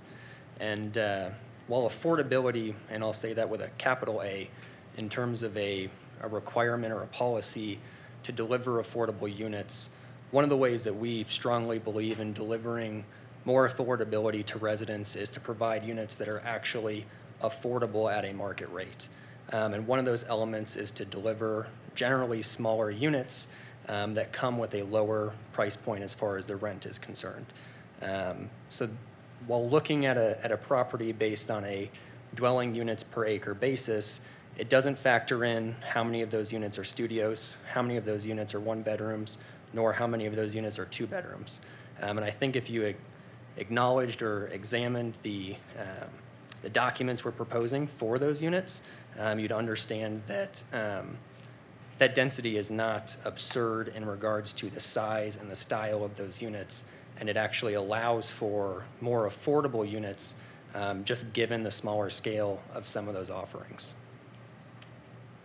And I think the remainder of our waivers, Lisa did a good job of walking through, and we're certainly happy to answer any questions as it relates to the project as a whole or the waivers that have been requested specifically.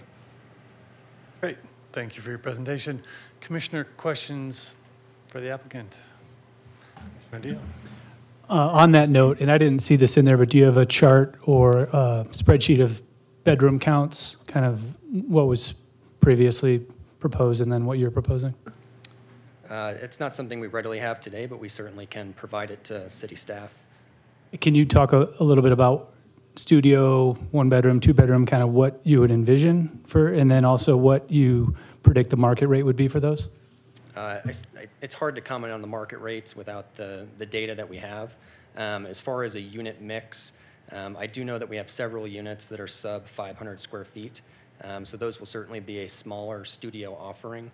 I don't remember the specific number of 2-bedroom units that we're providing, but it's certainly below what I would call a standard unit mix. I think it would be most appropriate to actually outline what our construction documents show, because that's what we're currently proposing. Unfortunately, I don't have that data in front of me today. And then in terms of the amenity, maybe you could bring up that view. Yeah, perfect. The middle amenity, it just seems with the size of the buildings a little small. And I'm curious if you guys, did you look at trying to create a larger space closer to the original square footage? Well, as far as addressing the size of it, there's other requirements that we're intended to meet. One of those is frontage. And so given we're constrained from a site perspective, because we don't have a lot of site width, we have a lot of length to work with. And so we have certain maximum building footprints that we have to abide by. We have certain frontage requirements which we're not even able to meet per the code standard. And so this felt like an appropriate balance to provide a usable amenity area that otherwise is going to be sod and sidewalks, whereas this is truly interactive and can be used as an amenity space and not just a dog waste station. But it's a balance between hitting those requirements of frontage, design, and also still acknowledging a meaningful amount of amenity space.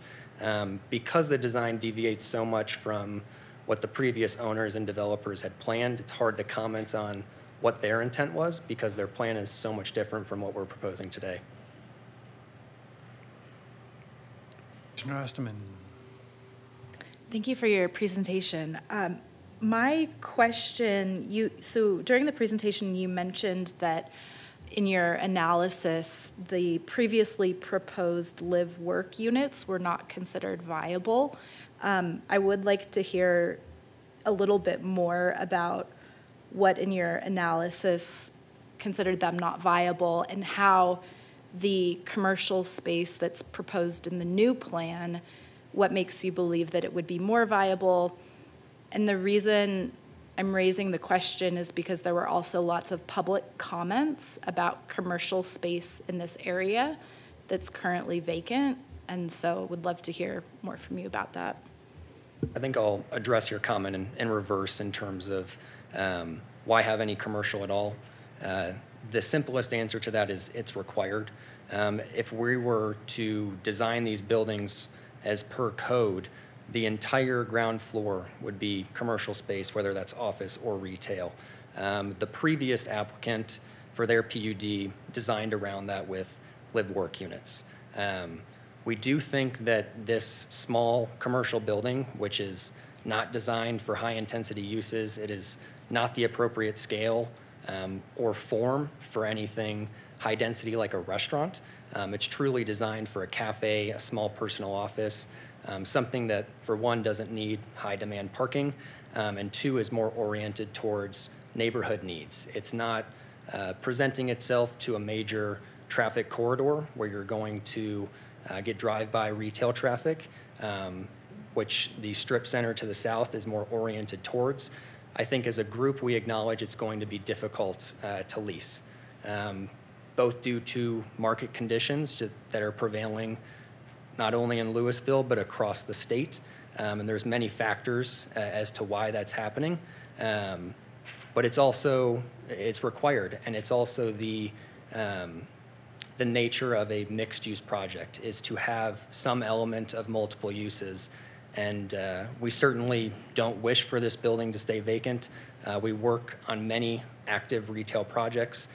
One of the ones that we're most well known for is a project called Edgewater Public Marketplace, where we engaged small businesses and local vendors to have a more permanent operation. And that has been a very successful retail establishment. And I think our intent with this building would be do much the same, to find more of a local neighborhood operator that fits well with the space and blends well with the uses.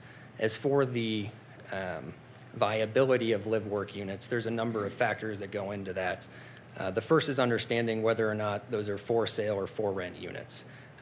If they were for rent, they were very large in design, and they're also catered towards a very specific type of renter, somebody that has a commercial business that they want on the ground floor of their home and to live above it. And so the rents that you would need to justify the high cost of construction is not something we've seen anyplace else in this market. In fact, we've seen examples in other markets such as Lakewood, Belmar and Bradburn and Broomfield, where artist studios or more live-work concepts were created and they sat vacant. Or the only interest was to use them as a home, which was not the intent of that product. And we didn't want to design 9 or however many units it was that would just potentially sit vacant and don't have a true viability, whereas there is a demonstrated success for rental housing with the existing DLO apartments, and then there's demonstrated success for true townhomes or row homes across the street. This product was addressing neither of those.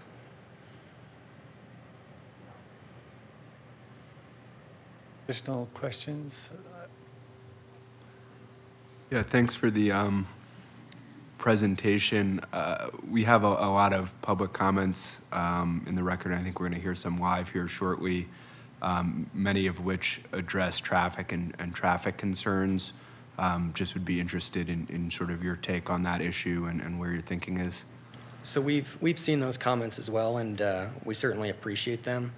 We don't want to work blindly in response to the community. We want to believe that we can incorporate or address those as they arise. As far as the traffic concern is considered, generally speaking, apartments or housing is not high traffic demand. Most traffic flow to and from apartments is residents leaving to go to work and coming home at the end of the day. And if people believe otherwise, the same could be said for any residential setting. But typically speaking, it's a low traffic demand. As for parking, the parking requirements for Louisville are generous in comparison to other cities. We meet all of that on-site requirement. We understand that there's concern about on-street parking, but as designed, that on-street parking is purely for guests, as it would be designed for our neighbors across the street or our neighbors to the south. And so we're not guaranteeing that parking to guests or to residents, but rather it's a first come, first served basis. And so we can't speak to what this will impact on-street parking. I mean, just driving down here this evening, on-street parking is in high demand in downtown Louisville, but we don't get to control that. So all we can do is ensure that we provide sufficient parking on site for our residents, and we certainly believe that we've done that. Thanks. And can you just walk us through the affordable units, and are those going to be affordable sort of within the definitions that are in our ordinance, or is it a is it a different standard that you're using, or just walk me through it?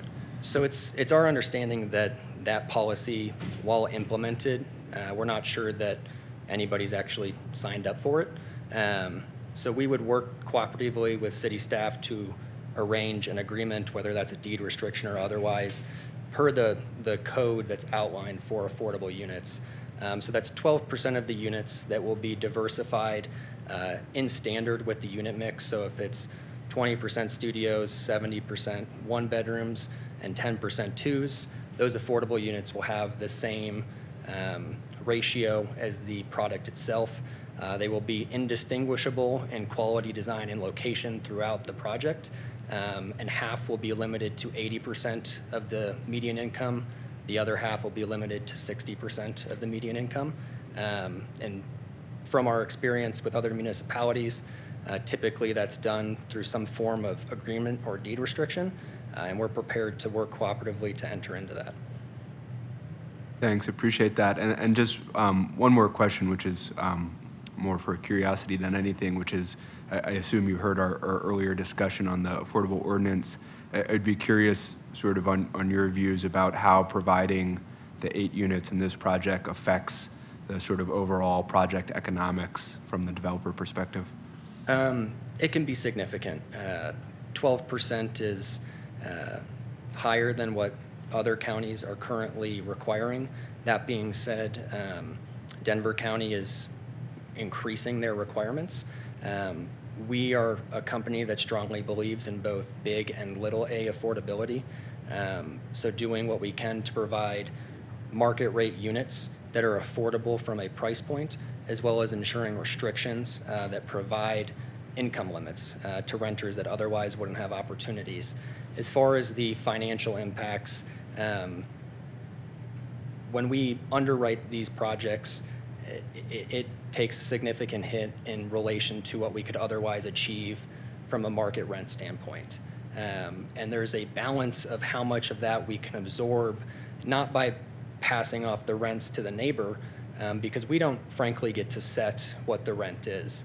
It's based on the competitive market. And with this location specifically, if the building across the street is charging X amount of dollars, we can't charge X plus $50 because we're now not in competition with that product unless we have some quality that demands otherwise. And so that hit, at least for us, is just felt in returns.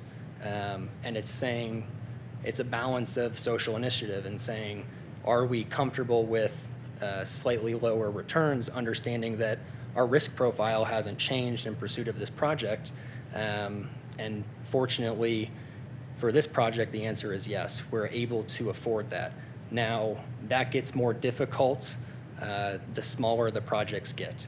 And incentives are a better way to encourage that, whether it's through increased density, reduced parking, increased height. Things that allow us to get more efficiency in our projects generally allow us to provide more affordable housing.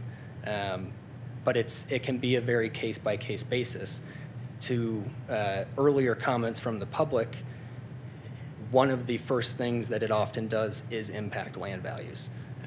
If we know there's a requirement to build a certain percent, the first thing we're going to look at is we can't pay as much for the land. And that's frankly where we start. Now that doesn't mean that all of it's absorbed in that manner. We have to take our part. The design may have to take its part, but it's typically not, we're not able to pass that through to the other renters. Great, thanks for the comments, I appreciate that. Any additional questions of the applicant? Seeing none, thank you for the presentation. At this time, we're actually going to take another quick break, 5 minutes.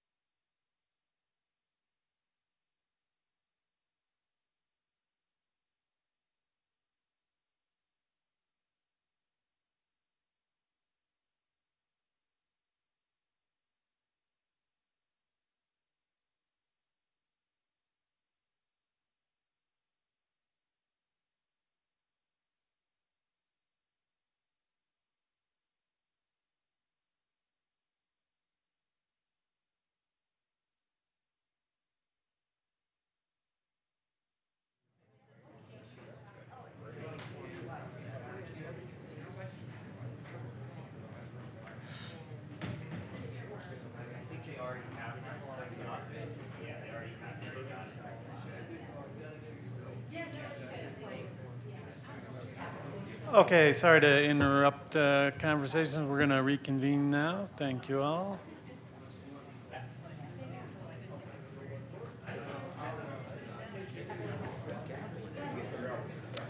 Well, it wouldn't be, it's back there, but I will now open up public comment portion of the hearing.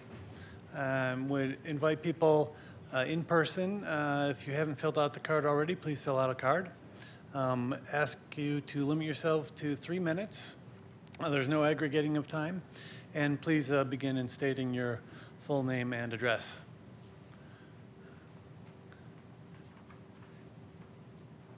And if we can... My name is Greg Summers, 708 Brookline Drive in Boulder. Sorry, just a moment, sir. Do we have cards? Yeah? You have, okay, do you have his card? So typically we'll call you, but Oh, okay. I don't need the cards actually, if we can keep them there. And maybe you can cue me, yeah? That would be great. But wonderful, thanks for stepping up to the podium. Okay. Sorry to interrupt you there as we get our procedure straight. And then we're gonna be interweaving Zoom comments as we progress too, I believe. So, great, thanks. Okay. We'll get your name and address, appreciate it. Greg Summers, 708 Brookline Drive in Boulder. I represent the owner of the building 1190 Griffith that houses the Louisville Tire and Auto Repair business. I just want to bring up a couple of points. The property exactly to the west of us, where the developer is planning on putting a 3-foot retaining wall, we're worried about drainage off of that property. Originally, that property was at the same level as our property, but they came in and raised that property up at least 2 feet. And, you know, they're talking a 3-foot retaining wall there.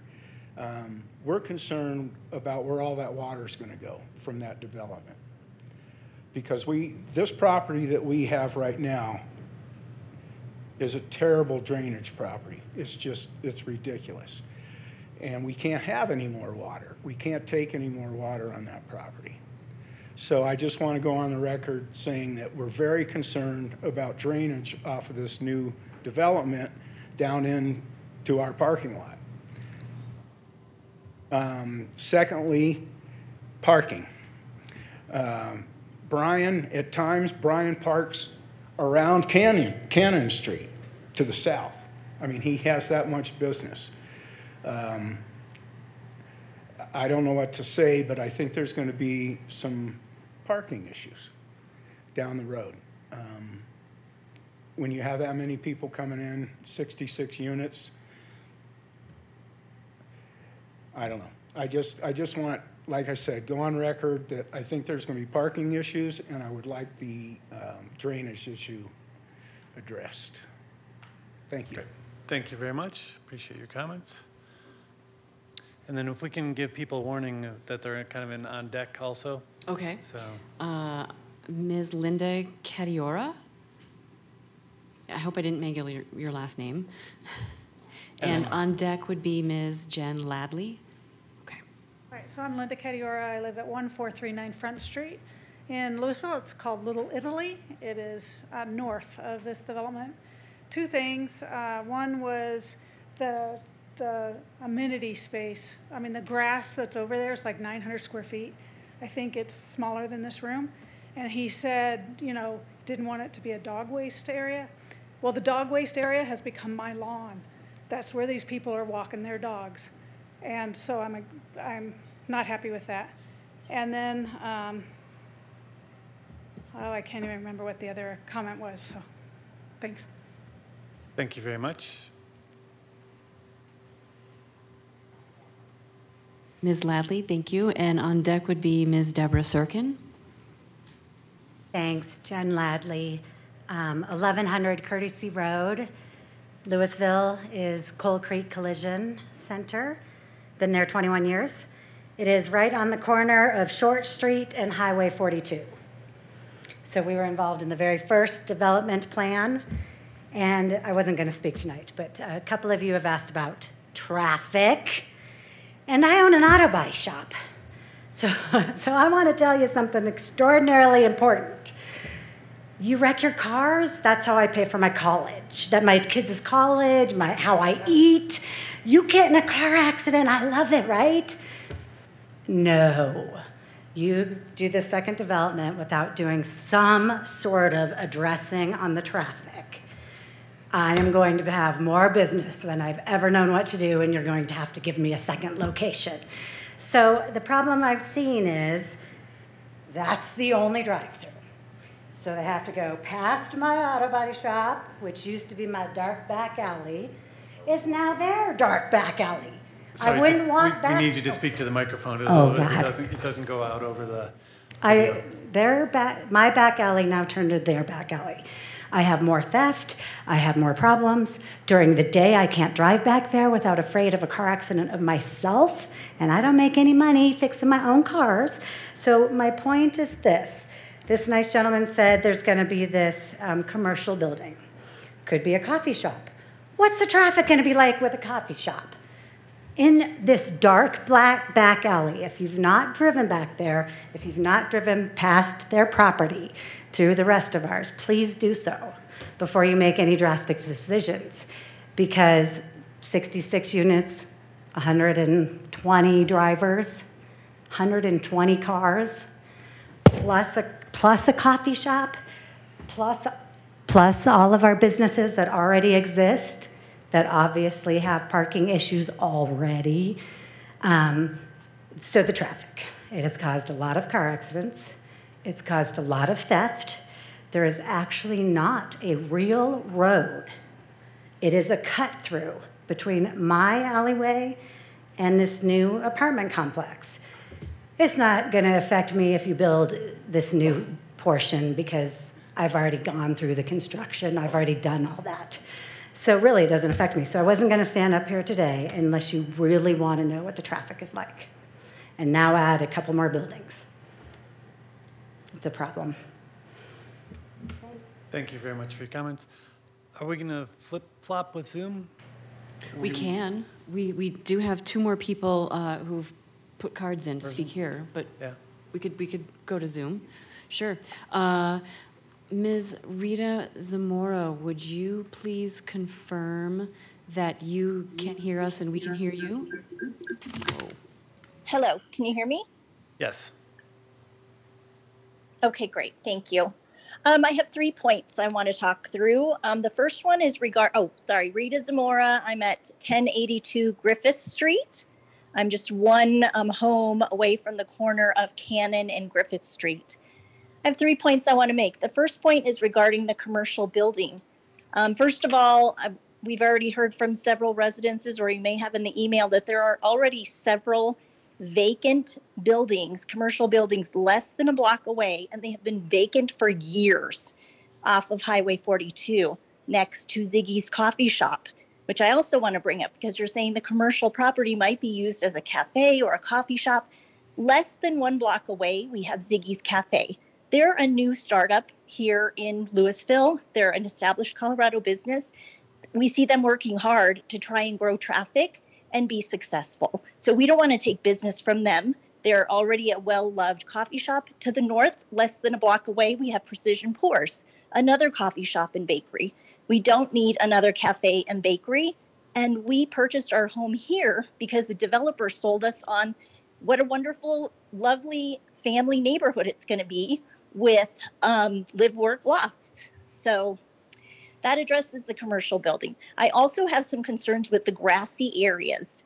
So the grassy area that you're planning next to the commercial building, you probably don't know that there are homeless people that do come around with their shopping carts on occasion, and that area would be prime because it's separated from the neighborhood for crime and other issues, and it's not a dog-friendly area for the apartment dwellers to walk their dog.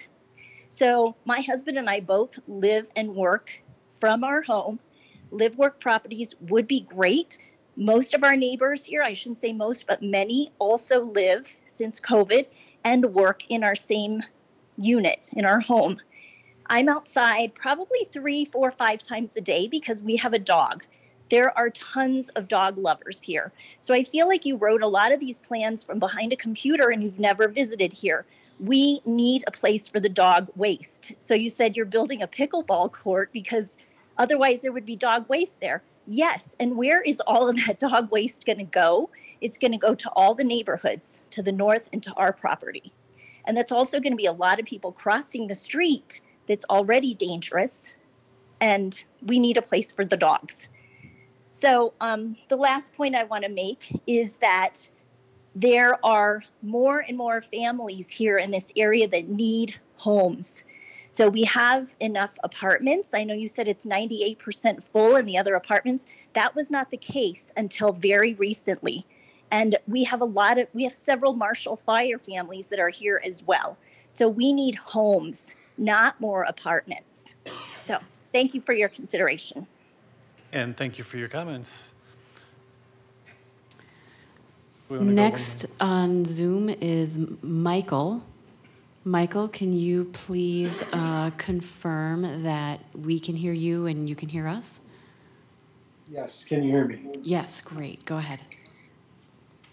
My name is Michael McClure. My name is Michael McClure. I live at 10. Oh no. I'm afraid your audio is cutting out. It was working there. We cannot hear you again, though. Can you hear me now? Yes. Thank you. I seem to got muted somehow. Can you, with your address, please? Sure. Michael McClure, 1082 Griffith Street. Heard a lot of interesting points, and some of my points have been covered. Of note, the density number is interesting to me, the idea of a center. I can see that. I see a center, though, being, if you think of center, it sounds like downtown almost, which when you go under the railroad tracks and you pop out next to that large office building, that kind of feels like the center. It's like an extension of downtown as it was intended to be. Then there's the apartment units. Okay, there's the density right there. Stretching that, quote, center north another block or 2 blocks seems to be sort of, now we're creating an elongated sort of center that seems off center to me. Also, I know that in theory it allows 30, I believe it's units, residences per acre. 29.5, I mean, we're literally pushing the maximum. I simply state as a resident, is it actually necessary for us to actually maximize the density? So I question that. Thank you very much. Thank you for your comments. Can we move to somebody here in the room? Certainly. Ms. Deborah Sirkin. And on deck would be Mr. Carl. Thank you so much. Hi, Deborah Sirkin, 1085 Johnson Lane. I'm a new resident here, moved here from Florida. So I want to say 1085 is right on Cannon, and the building proposed will be right in front of our home. We are in a 2-story unit. Granted, there are other 3-story townhomes, but the 3-story unit that would be right in front of us and overlooking us, we were going to put in solar panels. That's going to impact our sun, but that's the least of it. I've seen density done well where I come from, and I've seen density not done well. And it depends on how much planning you do. The height, and I want you all to consider, because the proposal before, I know you want to increase more affordable housing with everything. High density changes the profile of your town. You're going to have more people, more traffic, more firemen, more police, more schools. You're going to have to plan for all of it. You don't just stick a building up and add 60 homes to a 1-lane road, and then all of a sudden the problems are solved. They aren't. That you have to plan ahead of time if you're going to make the density that you're talking about. You have to think about it. I don't think that planning was done here. Planning done well, I would say, is Delo that was done so far, and you have the apartments on that side, and they overlook the commercial area. They're not overlooking other buildings. There isn't this density feeling to it at all. It's a nice place, and I walk through there all the time. The minute you stick a building in front of our buildings in close proximity, which is not the case down the road, that changes the entire profile of this whole area. And you don't, as everyone is worried about, is Cannon Street. What is not being mentioned is that these townhomes use Cannon Street also for our overflow parking. There are always already cars on that street, and workers who come need to park on that street. And whatever it is, it's already there. So when they say they're adding all of these wonderful parking places, they really aren't. You have to find space. Their guests are going to come, our guests are going to come, and you have your workers. As far as the music and all those things that they're trying to do, worried about that. It's very noisy, and a lot of people work from home. The apartments tend to be louder. I'm concerned that it's not owner occupied. As the other lady had mentioned, you're looking for families who need places to live. And I should be somebody who's more inclined to want this because we're overlooking an industrial park. So theoretically, I should really be happy about this. But it just doesn't seem like the research has been done. Traffic study is extremely important. I've seen that ignored. I've seen it outdated, and then you have the accidents. I have a lot more, but those are my most important things. The pickleball, I don't understand at all. Thank you. Thank you for your comments.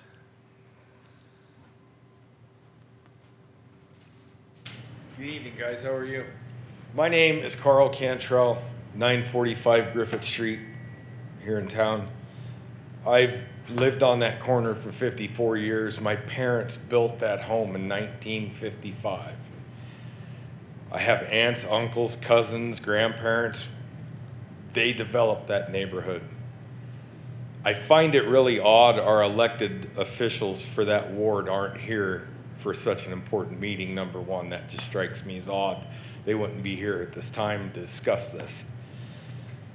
I personally believe the PUD that expired last year that these guys are riding on and wanting to add to, I think that was too dense, and now they want to add to it. Drive up and down Griffith Street on a given time. Have any of you done that? Have any of you lived here any length of time to do that, or do you guys go by that street at all? That street on 42 side, it already needs a traffic light, and there's a traffic light a block away on each side, but you cannot get on 42 off of Griffith during rush hour at all. From 6 in the morning till 6 at night, you literally can't get on 42, and you're going to want to add 100 plus vehicles to that, and be in reality with construction workers, residents, overflow, guest parking, you're already way over. You're closer to 150 to 200 cars a day. I've had my home vandalized. I've had my shed and my garage broken into in the last 2 years. I've had one vehicle stolen twice in 14 months. That never used to happen here. In my mind, what you guys are doing to that section of town, you're over densifying it. It's already dense enough as it is, and they want to add 30% more on what that PUD was granted and expired last year. That neighborhood cannot handle that. It just can't. And as for their open space and walking space for their animals, I don't have a pet that goes outside, and I clean up feces on a daily basis on the sidewalk, on the open space, in my yard. So where are all these people going to go if they don't have the proper place to take their animals? It just doesn't make sense what's going on in that neighborhood. And then to put more commercial in there with residential when 40% or more of the residential or the commercial in that area has been sitting vacant since the day it was built. The common sense factor has to take effect at some point. It's just not good and proper use of the area. Thank you for your time. Thank you for your comments. Do we have anybody queued up on Zoom or? I believe Mr. Joshua Cooperman has his hand raised. Joshua, would you please confirm that we can hear you and you can hear us? Hi. Yes, we have you. Go ahead. This is Josh Cooperman. I live at 216 Griffith Street. That is not the portion of Griffith Street on which this development would be constructed. I would like to say that, generally speaking, I'm in favor of this development, and I'm in favor of the density. Given the proximity to downtown, it seems like a reasonable place to have higher density housing. Generally speaking as well, higher density housing is more sustainable, and that's what we need. I also really appreciate that the developer has voluntarily agreed to go with the inclusionary housing ordinance that the city passed recently. And the higher density would mean more affordable units at that location. You know, I appreciate that there are various concerns. I have some concerns myself. My daughter goes to the preschool that's basically at the end of Griffith Street across from the middle school, and my kids will go to the middle school there as well. So I do have concerns about the amount of traffic on Griffith Street. But otherwise, I'm generally in favor of the development because we need more housing, and it seems like a good place for development. I'd like to make a few minor recommendations about a few little aspects. First of all, concerning the waiver about the setback for the parking. I think it would be great if, as a condition for that waiver, you ask the developer to put in solar carports so that they were generating some energy from those carports. I was also going to suggest, as far as I could tell from the design documents, that although the lighting will be mostly full cutoff, it maybe not will all be full cutoff. I would ask that you make sure it's all full cutoff lighting.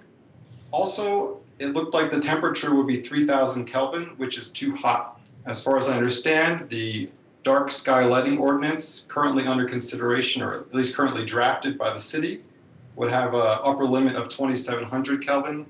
And currently the International Dark Sky Association is recommending 2,200 Kelvin. So it should be cooler. It'd also be great if those lights could dim at night. I had a couple little questions as well. I was wondering, will there be recycling and compost bins with the trash receptacles? And I was wondering about the color of the roof, whether it'll be white, and whether there'll be any solar panels on the roof. That's about it. Thank you. Thank you for your comments. We can call up the next. There is no one else waiting on Zoom to speak. Okay, in person?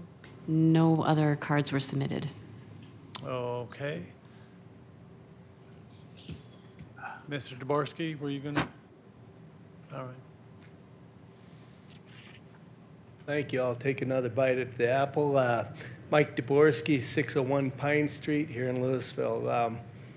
I mentioned I'd sat on Planning Commission, and all of this redevelopment started at the same time. I found myself out there recused more often than in here, and for that reason I took a pass on trying to re-ante up for the next ride.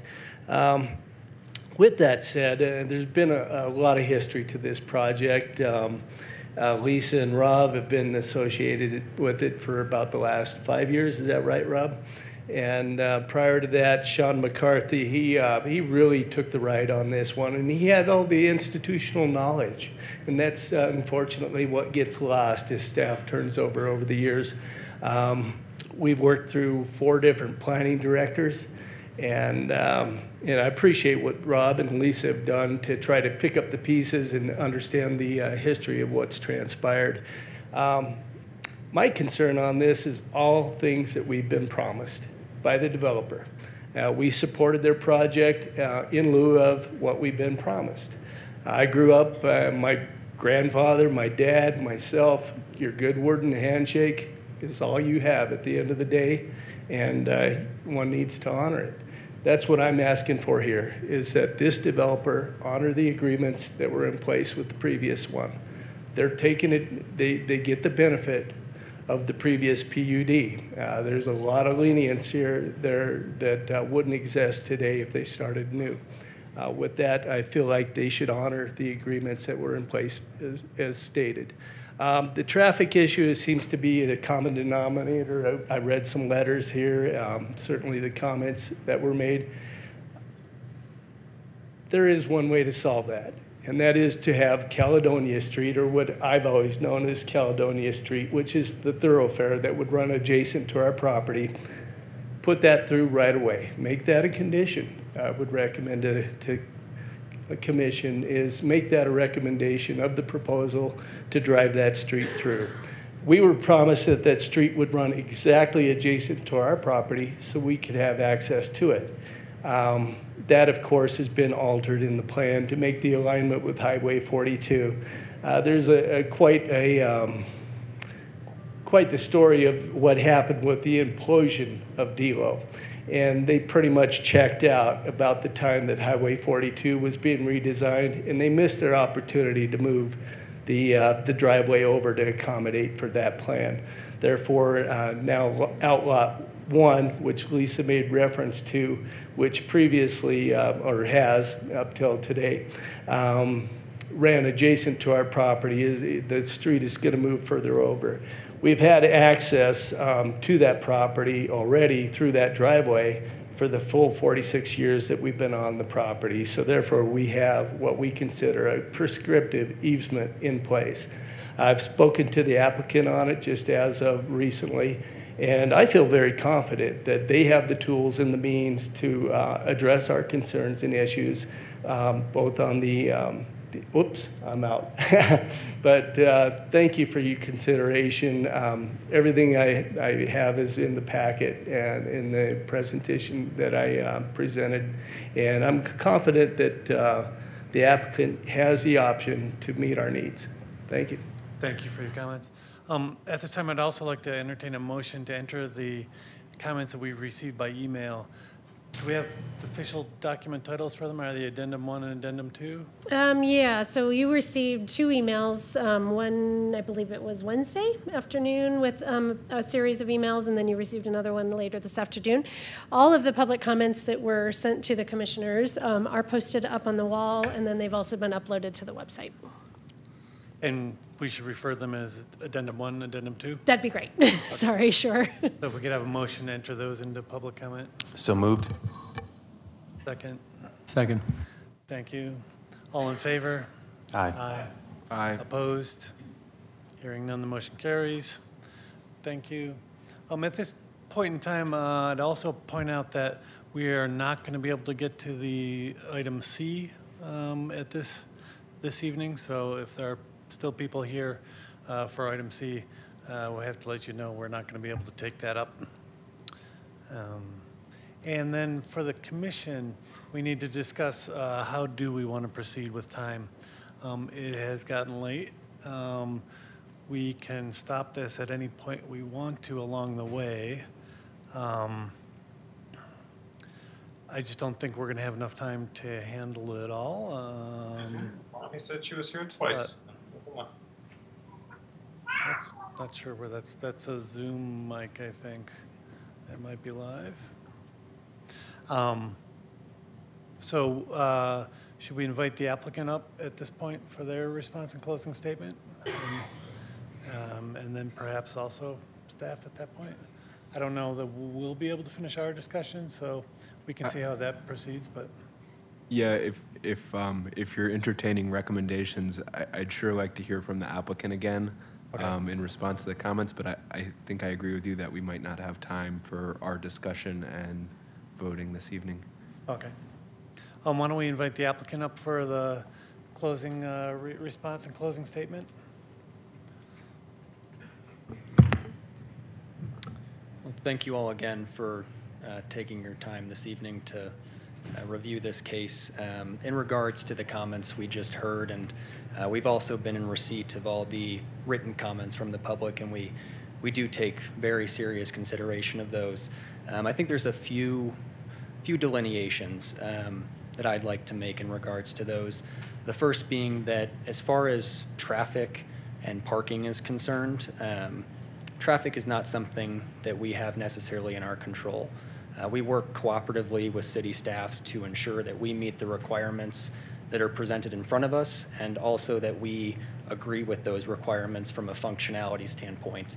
We don't dictate who parks on the street. We don't dictate how many cars are going through any given road, nor do we design the shape and form of those roadways. It does seem that traffic is a major concern, and adding additional people, regardless of the density, is going to increase on that problem. And it seems like a reasonable request to have the city look into it. And if we can be of assistance in that regard, we certainly will be. Another common comment that we received, and I think it was misconstrued of my own words, was, what do you do with dog waste? We are not new in regards to apartment owners and their animals.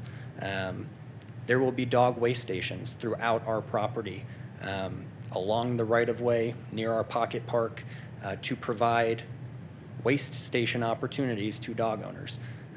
Those won't be limited to residents, and we fully anticipate other dog owners in the neighborhood will utilize those. That is something we have done and continue to do at other properties as dog ownership becomes more prevalent in Colorado. Another comment about the commercial building. We don't set the standard for use requirements. Your zoning code does. We believe we've found a creative and thoughtful way in addressing a mixed-use district, which is intended to provide commercial aspects. When I said that it could be a coffee shop, that's not to say that it will be a coffee shop or that's the only thing that it can be. We work cooperatively with tenants, with owners of businesses to find the best use. Ultimately, we don't dictate what that's going to be. We certainly have an influence in how that building is designed and the type of tenant we want to see. But we wouldn't lease to a coffee shop if we know it's not going to succeed, or that coffee shop knows it's not going to succeed. It could very well likely be a small personal office. It could be a hair salon. It could be any number of things. The conversation today is not what about that use may be, but the form and functionality of that building. And we think we've done so in a very thoughtful way that is sensitive to the neighborhood. I think the last few comments, we certainly have heard from neighbors, and we've spoken with Mike Dvorsky recently, and our founder of our company was in conversation with him previously as well. We intend to acknowledge any agreement, any requirements that may exist. I think there is a differentiation between wants and needs of various property owners and true agreements that exist in substance and form. At some point, we have to be willing and reasonable to work with one another to ensure that both of our needs are met in a manner that's not detrimental to each other. And we certainly think we're facilitating that by providing a commitment to future access with our neighboring property to the east. But at the end of the day, we can't do everything to satisfy everybody, but we certainly hope we've made it clear that we've done our best to be thoughtful in the form and the way that we've designed this project. Great. Thank you very much.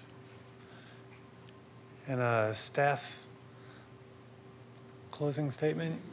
Sure. So to follow up on question from Commissioner Osterman regarding the previous development. So it looked like the previous PUD assumed roughly 15,800 square feet of commercial development potential. However, that was only a portion of the entirety of that building itself. So they say that that is 66% of the space within the live-work unit is that 15,000-ish square feet. However, it looks like embedded in some other notes that only On the inverse, though, 66% of the structures could be used residentially.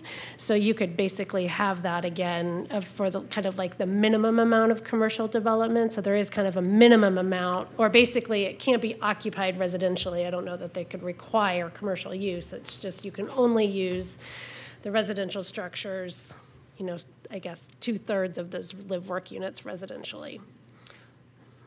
So it's not really clearly spelled out. It's kind of captured through a couple notes. And then... Pulling that together so quickly. Appreciate it. Sure. And then you're going to have to refresh my memory if there's other specific questions that we need to kind of address related to any of the comments or things. But generally, again, staff's supportive of the application as submitted. Reflecting that it does have policy support in the framework plan and somewhat toward the density in the comprehensive plan. Happy to bring back additional information. It sounds like we might be looking at a continuance. So if there is additional information or study that you would like us to do, we're happy to bring that back next time. Great. Commissioner Moline. I might ask just a couple of questions, Lisa. One is, so the traffic concerns. Can you remind me again, what did you say that given this proposal and its not extreme difference from the previous proposal, you felt that existing traffic study was adequate, or how I can't remember how you phrased that. We did not request as staff an additional traffic study for this application. So from staff's experience, you know, going from 41 dwelling units to 66 dwelling units for an increase in 25 dwelling units in an existing street network isn't going to be significant enough. That would result in needed transportation improvements, right? So typically with the traffic study, we kind of want to look to see, can the neighborhood absorb the traffic as is, or does this increase in traffic require, say, a traffic signal or other traffic control device, or, you know, is it too dense for this area and it can't support it? And so from staff's opinion, we didn't believe the 25 units would trigger that. And so, but that's certainly something that you could request for additional information. Okay, and then I guess, you know, there's the Highway 42 plan, and so there are improvements that are likely to come to the area along Highway 42. I realize that's not particularly germane to our item here, but those kinds of concerns were raised, and there are plans for improvements and added lights and things like that along Highway 42. That's a good point. So we didn't talk about that, but currently the city, in partnership with the City of Lafayette and CDOT and Boulder County, is doing a Highway 42 study to look at what we're calling Future 42. So what is kind of the future development or the future roadway? What's the accommodation of the roadway for bicycles and pedestrians along the 42 corridor? And City Council considered kind of their checkpoint along the way in their discussion a few weeks ago. And so that work is underway. And it does accommodate, or that plan, captured the intention for future development along the corridor here. And so those volumes along 42, any future development were certainly accounted for in the Future 42 study. That study didn't, though, look really outside of the 42 alignment. Really, it impacts. So once you get kind of outside of the 42 corridor, other than the major intersections, so they did evaluate like South Boulder and Pine and things like that. And I, excuse me. I would just add that there are no additional traffic signals contemplated with the 42 plan. You really want to limit, signal traffic control, with kind of a major arterial just to keep the traffic flowing. So that's how it's anticipated right now. Thank you for that reminder, yeah. I've seen roundabout plans, for example. Yeah, okay. So yeah, again, I have nothing further other than if there's other information, I'll just take direction from you at this point. All right, Commissioner Kentz or Commissioner Howe. Okay. Yeah, I just had a quick question. I'm not sure if you covered this. I apologize if you did, but I'm understanding that there's an increase in the number of units, but a decrease in the size of the units. Is there a way to explain the difference?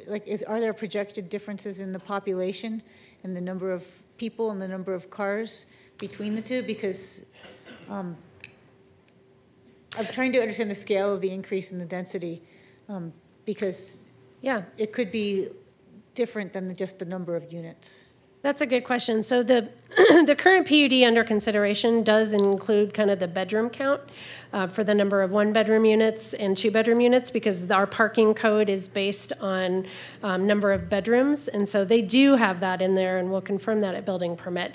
I don't have in front of me the previous DLO lofts. I don't know if they broke out their bedroom count for their parking, but I can certainly bring that back in a follow-up staff report. That difference, because you're right. I mean, generally, parking demand and traffic are, they're related, right? If you have a lot of cars coming to a site, that does influence traffic. So there could be some assumptions that you could draw from that type of information.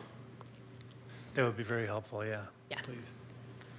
I think we heard public comment about possible drainage issues, and so that would be a question that I would have, is maybe to look into that. And then the second comment I'd have,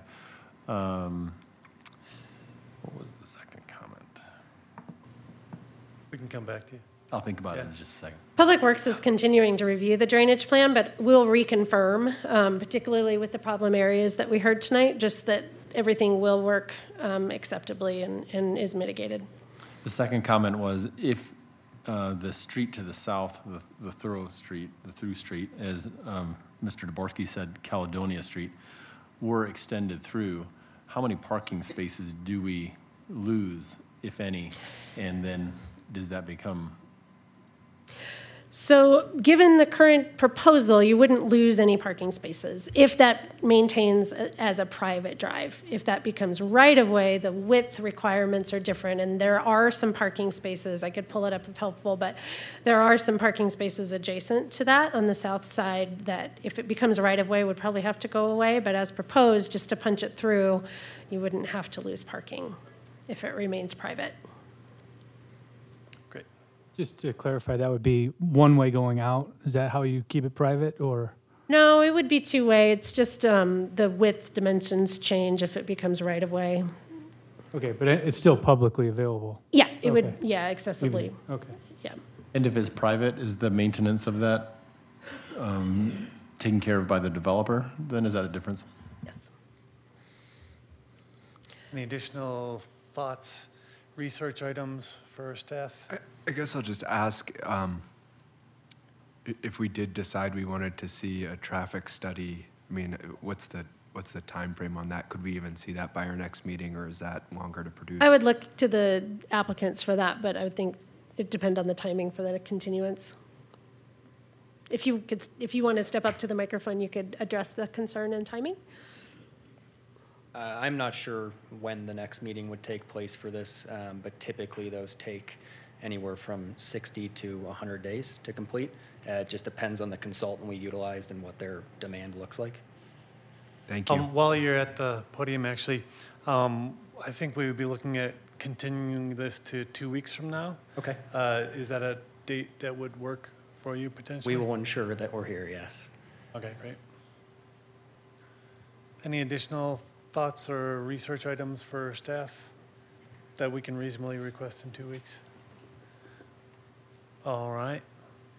Seeing none, then I will now close the public hearing, and planning commissioners will deliberate on the evidence presented. During deliberations, no further public comment or other testimony or evidence will be received. In light of that, and in light of the late hour, though, I would like to entertain a motion to continue this to June 23rd. Just a point of clarity, since we've closed the public and all other discussion areas, do we return to the public discussion when we continue it to another date? Typically, we would not know. Typically, it would be closed because we've heard everybody this evening on that. And so at that point, we will not have any additional presentation by the applicant either, because we won't be opening up to public hearing. One thing to consider, if there's additional information in the staff report, you may want to consider allowing public comment as far as feedback on any of the additional information that we present. Okay. And so that will be published Friday prior? Yeah, it will be in the packet. Okay, so let's backtrack on that completely. You can leave the public hearing open. We may need to reopen public hearing. Mhm. Yeah, and so that's a definite maybe. Thank you. And then just to follow up on that, is if we ask them to do a traffic study, then we would need another presentation from the developer? That would have like with a. I would say if you request a traffic study, we would just continue it to a date not certain, and then we would renotice it when they're ready to proceed, and just restart the notice process and come back at a future date that we don't know quite yet. So that would be up to you. All right. Is the commission feeling comfortable in continuing to 2 weeks out in general? Okay, I would entertain a motion then to continue to June 23rd. I move to continue to June 22. 23. Second. Second, thank you, Commissioner Hefner. Why don't we do a roll call on this one?